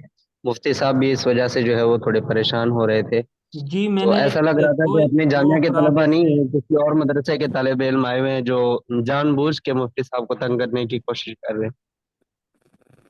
جی اس حوالے سے گزارش یہ ہے کہ آپ تمام احباب اولن تو جیسے ہے کہ سلیم بھائی نے بیچ میں بول کے مفتی صاحب کی بات کی ٹوکی اور ان کا انداز بھی درست نہیں تھا. ہم دعوت اسلامی والے ہیں تو ہمارا اس طرح کا انداز نہیں ہے کہ ہم کوئی اس طرح کی بات کریں کہ جو غیر مناسب ہو، انداز سخت ہو. تو جن بھائیوں نے اس طرح آواز کر کے کہا تھا انہوں نے بھی درست نہیں کیا. جو اس طرح کی حرکتیں کر رہے تھے ان کا بھی بالکل یہ درست نہیں ہے. اور یہ بھی ممکن ہے کہ جن سے ہو رہا ہے ہو سکتا ہے ان کی کسی لیپ ٹاپ موبائل وغیرہ کا مسئلہ ہو. تو ہم کوشش کر رہے ہیں اس مسئلے کو حل کرنے کی. میں نے 2 افراد کو ریموو بھی کیا جن کی آئی ڈی سے یہ ہو رہا تھا. اب معلوم نہیں ہے کہ وہ خود کر رہے تھے یا ان سے غلطی سے ہو رہا تھا یا کوئی آٹو سسٹم لگا ہوا تھا. تو آئندہ سے آپ لوگ کوشش کریں اور اس دوران کوئی بھی بات نہ کرے. اور اس طرح یہ ہوتا ہے کہ ایک بندہ کر رہا ہے، چلے مفتی صاحب تو اس کو کر رہے تھے، حل کر رہے تھے، مفتی صاحب بار بار لے آ رہے تھے، لیکن آپ لوگ ادھر میسیجز میں بھی میسج کچھ غیر مناسب تھے جو آپ لوگوں کی شان کے لائق نہیں ہیں. تو اس لیے سخت باتیں آپ لوگوں کی طرف سے نہ ہوں برائے کرم. اچھا دوسرا عرض یہ کرنی تھی کہ اگر اس میں ایک آپشن ہوتا ہے ریز ہینڈ والا، تو اگر اس آپشن کو یوز کیا جائے سوالات کے لیے تو یہ کافی مناسب ہو جائے گا. کہ بعض اوقات تو سمجھ ہی نہیں آ رہی ہوتی، ایک سمے سوال کر رہے ہیں پھر دوسرے بھی اسی میں کر رہے ہیں. بعض اوقات وہ اپنی طرف سے ٹھیک کر رہے ہوتے ہیں لیکن تھوڑا سا انٹرنیٹ کے ایشو کی وجہ سے وہ آگے پیچھے ہو جاتے ہیں سوالات. جی اس حوالے سے گزارش یہ ہے کہ یہ سسٹم بھی ہو سکتا ہے، لیکن ہمارے پاس یہ آپشن ہوتا ہے کہ ہم تمام کو ایک وقت میں میوٹ تو کر سکتے ہیں لیکن میوٹ پہ برقرار نہیں رکھ سکتے. ہم کئی بار میوٹ آل کرتے ہیں لیکن کچھ ٹائم بھائی پھر ان میوٹ ہو کے تو وہ بولنا شروع کر دیتے ہیں. تو اگر تو ایسا ہوتا کہ ہماری مرضی کے ساتھ جس کو ہم چاہتے وہ ان میوٹ ہو کر بات کرتا تو پھر ہم ترتیب وائز جن کے ہاتھ یہاں پر ریز ہینڈ ہوتا ہے اس طرح کر لیتے. لیکن چونکہ یہ سسٹم نہیں ہے تو آپ لوگوں سے یہی گزارش ہے کہ حتی الامکان جب کوئی ایک بول رہا ہو تو اس درمیان کوئی دوسرا افراد کوئی بھی شخص سوال نہ کرے. حضور عرض یہ تھی کہ جیسے بہت سے دفعہ سنا جاتا ہے کہ بعض صابن میں خنزیر کی چربی ہوتی ہے، بلکہ لکس صابن کے حوالے سے بہت پہلے سے سنا جاتا ہے. تو کیا اس کو پہچاننے کا طریقہ کیا ہے کہ آپ کا سوال میں مکمل نہیں سن پایا، آواز آپ کی کٹ رہی تھی. غالباً آپ نے یہ سوال کیا ہے کہ ہم کافی عرصے سے یہ سنتے آ رہے ہیں کہ جو صابن ہوتا ہے اس میں خنزیر کی چربی ہوتی ہے تو صابن کا استعمال کرنا کیسا. تو اگر جی حضور، اور اس کو پہچاننے کا جی طریقہ جیسے لکس صابن کے حوالے سے ہم نے بہت دفعہ سنا ہے، اور اس کو کس طرح پہچاننے اس بارے میں بھی جی ٹھیک ہے، میں عرض کر دیتا ہوں اس کا جواب. اس کا جواب یہ ہے کہ ہم کسی بھی چیز میں جس کی اصل گوشت نہیں ہے تو اصل کا حکم دیکھیں گے کہ اصل میں وہ چیز کیا ہے. اگر اصل میں وہ چیز اس میں علت ہے تو ہم جب تک ہمارے پاس کوئی یقینی ذریعہ نہیں آ جاتا، یقینی معلومات کہ اس میں کوئی ناپاک یا نجس چیز معلوم ہے، اس میں وہ چیز شامل ہے، تو اس چیز کو ہم حلال ہی قرار دیں گے اور اس کا یعنی پاک ہی قرار دیں گے. تو صابن کا جہاں تک تعلق ہے تو جب تک آپ کو کنفرم معلوم نہ ہو کہ اس میں کوئی ناپاک چیز شامل ہے یا خنزیر کی چربی شامل ہے تو اس وقت تک آپ اس کو کسی بھی کمپنی کا ہو تو آپ اس کو ناپاک نہیں کہہ سکتے، اس کا استعمال جائز ہی ہوگا. تو اس لیے یہ جو بات مشہور ہے گو کہ حقیقت کے ساتھ کا تعلق ہے یا نہیں یہ ایک الگ بات ہے. تو صابن کا استعمال جب تک آپ کو یقینی معلوم نہیں ہے تو جائز ہی رہے گا. السلام علیکم. کے کچھ شہروں کے بارے میں مشہور ہے کہ یہاں کا گوشت مطلب مردار کا ہوتا ہے، تو اس کے بارے میں کیا حکم ہے، وہاں سے کھایا جائے کہاں نہ کا کھایا یہ جائے؟ آپ پوچھ رہے ہیں؟ آواز آپ کی کٹ رہی ہے گوشت کے حوالے سے. سر یہ پوچھنا تھا کہ کچھ شہر ایسے ہیں نا جہاں کے گوشت کے بارے میں یہ مشہور ہے کہ یہاں پہ مردار کا گوشت کھلایا جاتا ہے، تو وہاں پہ اگر کبھی کھانا پڑے تو پھر پتہ نہیں ہوتا کیا کریں پھر وہاں پہ کھانا پڑے تو. وہ مسلمانوں کا شہر ہے، مسلمانوں کا ملک ہے، تو وہاں سامنے والا آپ کو پتہ ہے مسلمان بیچ رہا ہے تو وہاں ہم پر تحقیق واجب نہیں ہے. اس لیے وہاں پر جو تھوڑا بہت کبھی گیس آ جاتا ہے تو اس کی وجہ سے شہر مشہور ہو جاتا ہے. تو اس بنا پر وہاں ہم ناجائز کا حکم نہیں لگائیں گے، تو آپ کے لیے کھانا جائز ہی ہوگا. ہاں اگر آپ کسی ایسی جگہ پہ جاتے ہیں جہاں مسلمان نہیں ہیں، وہاں بیچنے والے بھی کفار ہیں، تو پھر وہاں اور مسائل ہوں گے. کیسر بھائی، میرا سوال یہ تھا کہ پروڈکٹ پہ بعض اوقات نشان بنے ہوتے ہیں، بلکہ سارے پروڈکٹ پہ ایک ہرے نشان اور ایک ریڈ کلر کے نشان ہوتے ہیں، تو ان سے بعض لوگ یہ کہتے ہیں کہ جو ہرے نشان ہے وہ اس کو کھانا جائز ہے، اور وہ ویجیٹیبل سے بنا ہوتا ہے، اور جو لال ہوتے ہیں اس کو کھانا ناجائز ہے. تو اس کے بارے میں کچھ ارشاد فرما دیں.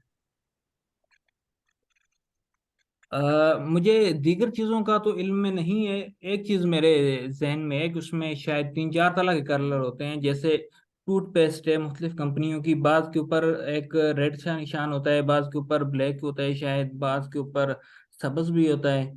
تو اس کے حوالے سے میرے ذہن میں آ رہا ہے. تو یہ مختلف شاید انہوں نے اس کی تفصیلات بھی اپنی ویب سائٹ وغیرہ پر یا دیگر جگہوں پر دی ہوئی ہیں کہ یہ بعض میں کچھ خاص قسم کی چیزیں ڈلتی ہیں. انہوں نے جائز ناجائز کے لحاظ سے یہ اس طرح کا نہیں ہے، شاید عمر کے لحاظ سے ہے کہ چھوٹی عمر والے یہ استعمال کریں، تھوڑی بڑی عمر والے یہ. تو اس طرح کی جو چیزیں قیاس آرائیاں یا عوام میں مشہور ہیں، تو ہم ان کا اعتبار نہیں کریں گے. ہم جب تک ہمارے پاس کسی چیز کے بارے میں یقینی معلومات نہ آ جائیں تو تب تک ہم اس چیز کا استعمال اس کی جو اصل ہے اسی کے اعتبار سے کریں گے. جی استاد صاحب، یہ ٹوتھ پیسٹ میں یہ زیادہ مشہور ہے جو بلیک کلر کی ہوتی ہے، وہ فلی کیمیکل سے بنی ہوتی ہے نا. گرین کلر کی ہوتی ہے، جڑی بوٹیوں سے بنی ہوتی ہے. اس طرح ان کے ٹوتھ پیسٹ کے بارے میں تو یہ سوشل میڈیا پہ وائرل ہے، باقی چیزوں کا علم نہیں. جی ایسا ہی ہے. السلام علیکم استاد صاحب، ایک سوال تھا کہ یہ جو جیکٹس وغیرہ ہوتی ہیں یہ کھال سے بنتی ہیں، تو ان کو پہن کر نماز بھی پڑھتے ہیں، تو کیا یہ پہن کر نماز پڑھنا جائز ہے؟ جی اس حوالے سے ان میں چونکہ حکم یہی ہے کہ جب کھال کو پاک کر لیا جائے، اس کی دباغت کر لی جائے تو وہ پاک ہو جاتی ہے، اور پھر اس کا بیرونی استعمال جائز ہی ہوتا ہے. تو یہ بیرونی استعمال ہی ہے، اور دباغت شدہ چیز اپنا کھالوں سے یہ بنتی ہیں، تو اس لیے یہ جائز ہے ان کا پہننا.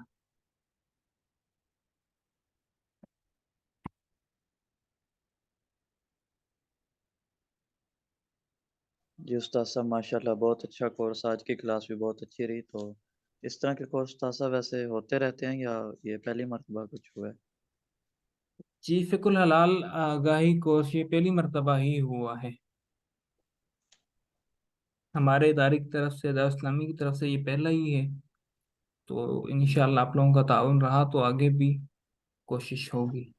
استاد صاحب یہ پہلی 2 کلاسیں میں جوائن نہیں کر سکا، تو کیا فرماتے ہیں آپ؟ اس میں ریکارڈنگ اگر آپ لوگوں کو مل جاتی ہے تو وہ سن لیجئے گا.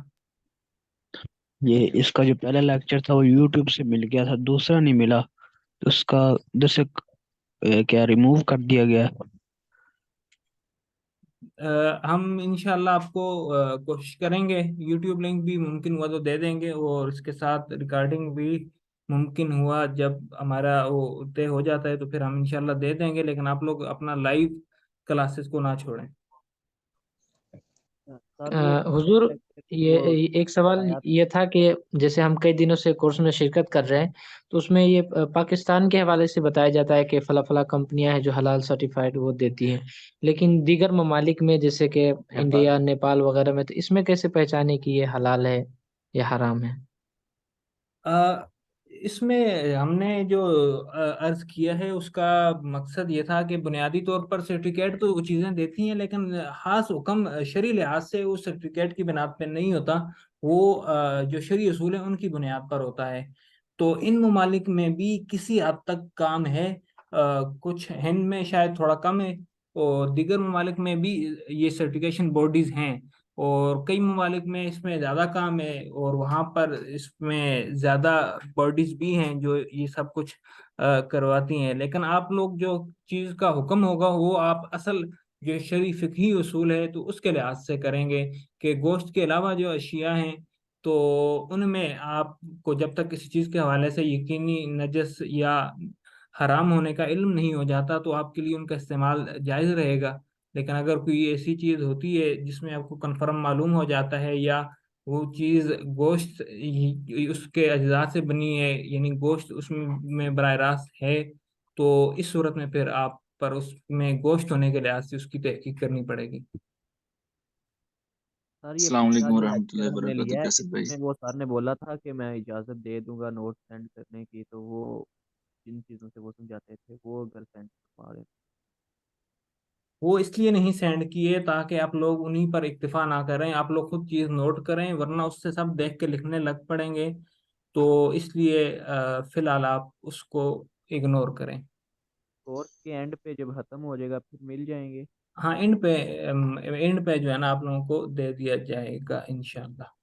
استاد صاحب یہ کورس 7ویں اور 8ویں درجے کے لیے خاص کیا گیا تھا، اس کی کیا کوئی؟ اس کی ایک تو وجہ یہ ہے کہ اگر ہم سب کے لیے کر لیتے تو تعداد بہت زیادہ ہو جاتی۔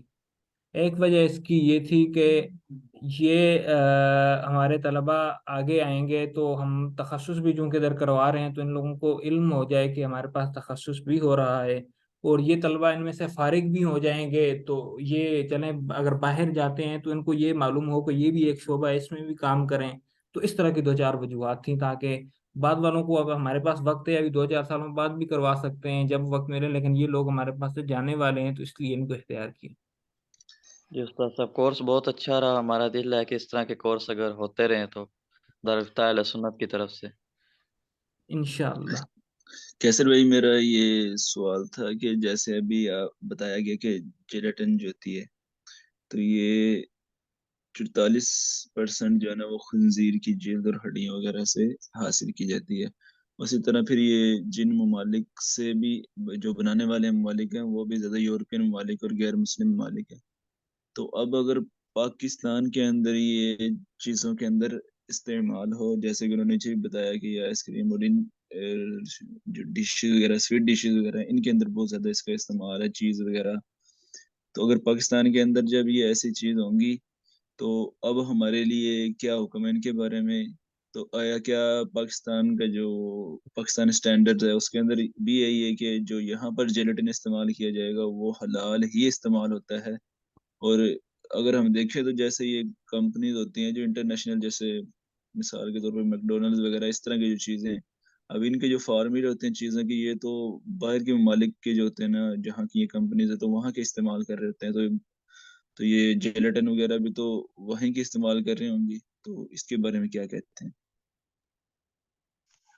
جیلیٹن کے متعلق شرعی کونسل بریلی شریف جو ہند میں ہے وہاں انہوں نے اس پر ایک اپنا فیصلہ لکھا ہے، تو یہی بیان کیا گیا کہ چونکہ اس کے حلال سورس بھی موجود ہیں تو اس لیے دیگر ممالک میں بھی ہم اس کو جب تک اس کے حرام جو ہے نا ذریعے سے ہونا معلوم نہ ہو جائے تو تب تک اس کو ہم حلال ہی ڈکلیئر کریں گے۔ ہاں اگر کسی حرام ذریعے سے اس کا ہونا کنفرم معلوم ہو جائے تو پھر ہم اس کو حرام یا ناجائز ڈکلیئر کریں گے۔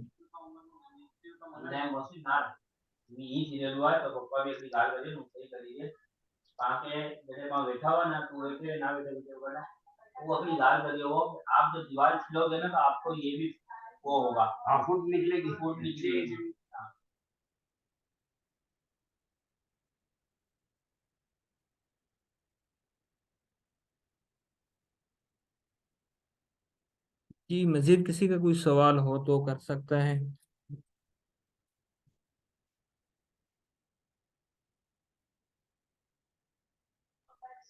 اس کے فوائد بتا دیجیے۔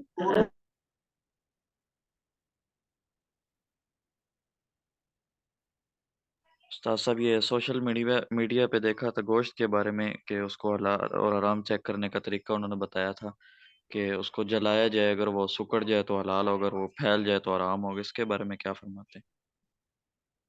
نہیں یہ شرعی معیار نہیں ہے گوشت کی حلت و حرمت معلوم کرنے کا، تو اس لیے اس کا اعتبار نہیں کریں گے۔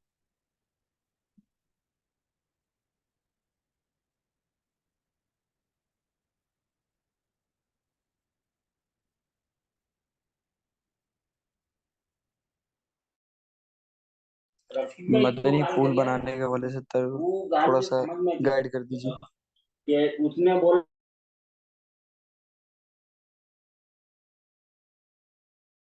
جی دوبارہ ارشاد فرمائیے گا، آپ کا سوال سمجھ نہیں آیا، کیا چیز بنانے کے لیے؟ مدنی پھول بنانے کے حوالے سے۔ مدنی پھول جیسے آج کا لیکچر ہوا، بہت سارے شرعی مسائل بھی بیان ہوئے، بہت ساری ٹیکنیکل چیزیں بھی بیان ہوئیں، تو آپ 6 لیکچرز ہیں اور 26 مدنی پھول، ان میں سے جو آپ کو اہم ضروری باتیں سمجھ آتی ہیں وہ آپ نوٹ کرتے جائیں. کم از کم 26 ہونے چاہیے، زیادہ سے زیادہ آپ جتنی اچھی اسائنمنٹ بنا لیں اور جتنا اچھا آپ جامع معنی اور خلاصہ ٹائپ اس کورس کا آپ لکھ کر دیں تو وہ بہتر مدینہ مدینہ ہو جائے گا. تو یہ ہر مطلب ہر لیکچر جو ہو رہا ہے ان میں سے یہ مطلب مدنی پھول لکھنا ضروری ہے، یا کسی ایک ہی لیکچر میں سے کئی مدنی پھول ہو جائیں تو؟ نہیں، تمام لیکچر میں سے لکھنا ضروری ہے، اور یہ تمام کا یوں سمجھ لیں خلاصہ ہونا چاہیے.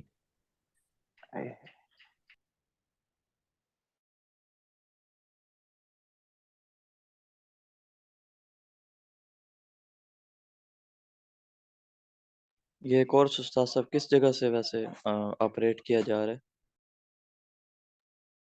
یہ فیضان مدینہ جوہر ٹاؤن لاہور.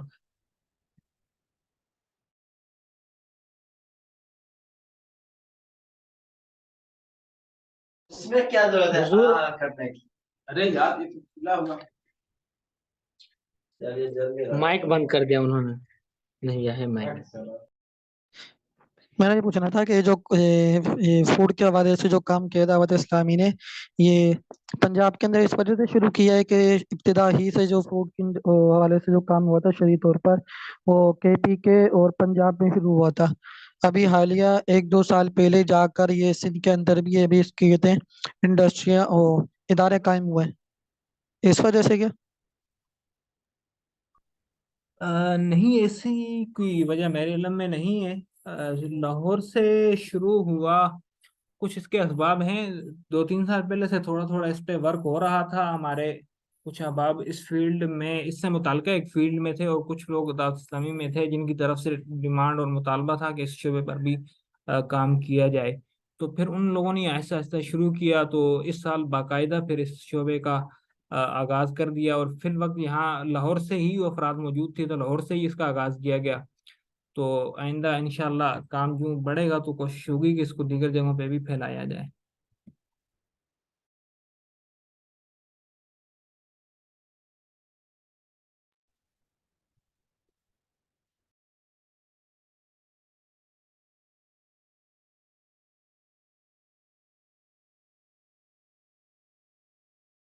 استاد صاحب، ہمیں اگر دارالفتہ اہل سنت میں جاب کرنی ہو تو ہمیں شروع سے اپنا کیسا ذہن رکھنا چاہیے؟ کیا مطالعہ کس حساب سے کرنا چاہیے، اور آگے باقی معاملات کیسے رکھنے چاہیے ہمیں؟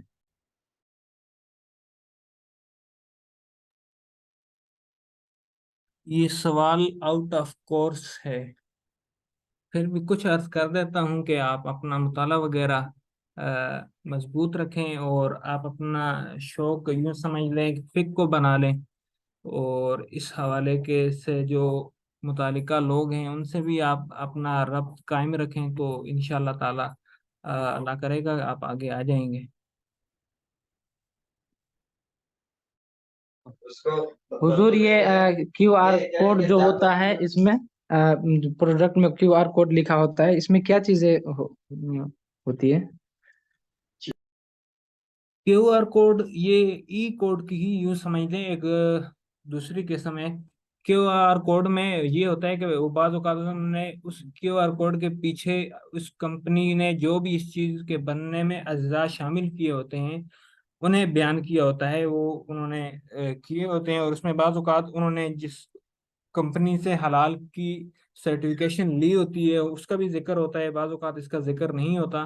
تو ایک مقصد اس کا یہ ہوتا ہے کہ آپ کو اس چیز کے متعلق جو معلومات ہیں، کس کمپنی نے بنائی اور کہاں کی ہے اور کیا کیا اس میں اجزاء شامل ہوئے ہیں، تو وہ مل جاتا ہے.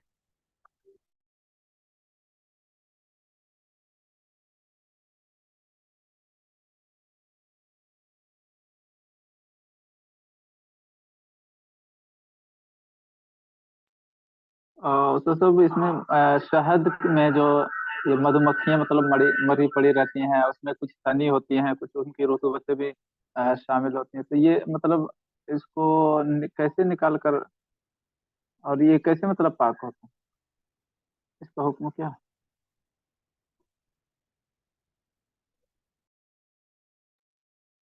جی کیا فرمایا آپ نے؟ शहद को जो इस्तेमाल करते हैं तो चूंकि उसमें निकालते वक्त उसमें कुछ मक्खियां भी पड़ी रहती हैं और उनके मतलब जो अंदरूनी अज्जा होते हैं वो भी कुछ तो उसमें टूट कर मतलब शामिल हो जाते हैं, तो फिर उनको इस्तेमाल जो करते हैं। आपको मालूम है तो आप उनको इस्तेमाल नहीं कर सकते, उनको आप निकालेंगे और आप हत्तल इम्कान उसको आप पुन लें या जैसे भी जिस तरीके से भी जितना निकालना मुमकिन हो। और फिर भी अगर कोई गैर मुतवक्के तौर पर आपके इल्म के बगैर वो अगर चला जाए तो उसकी माफ़ी की सूरत हो सकती है। ठीक है, तमाम अहबाब अगले लेक्चर में भी बुध वाले दिन वक्त से तशरीफ़ लाएं। अपना ये कोर्स ख़त्म कर रहे हैं, अपना लेक्चर यहाँ पे। जज़ाकल्लाहु खैरा, बहुत शुक्रिया अहबाब।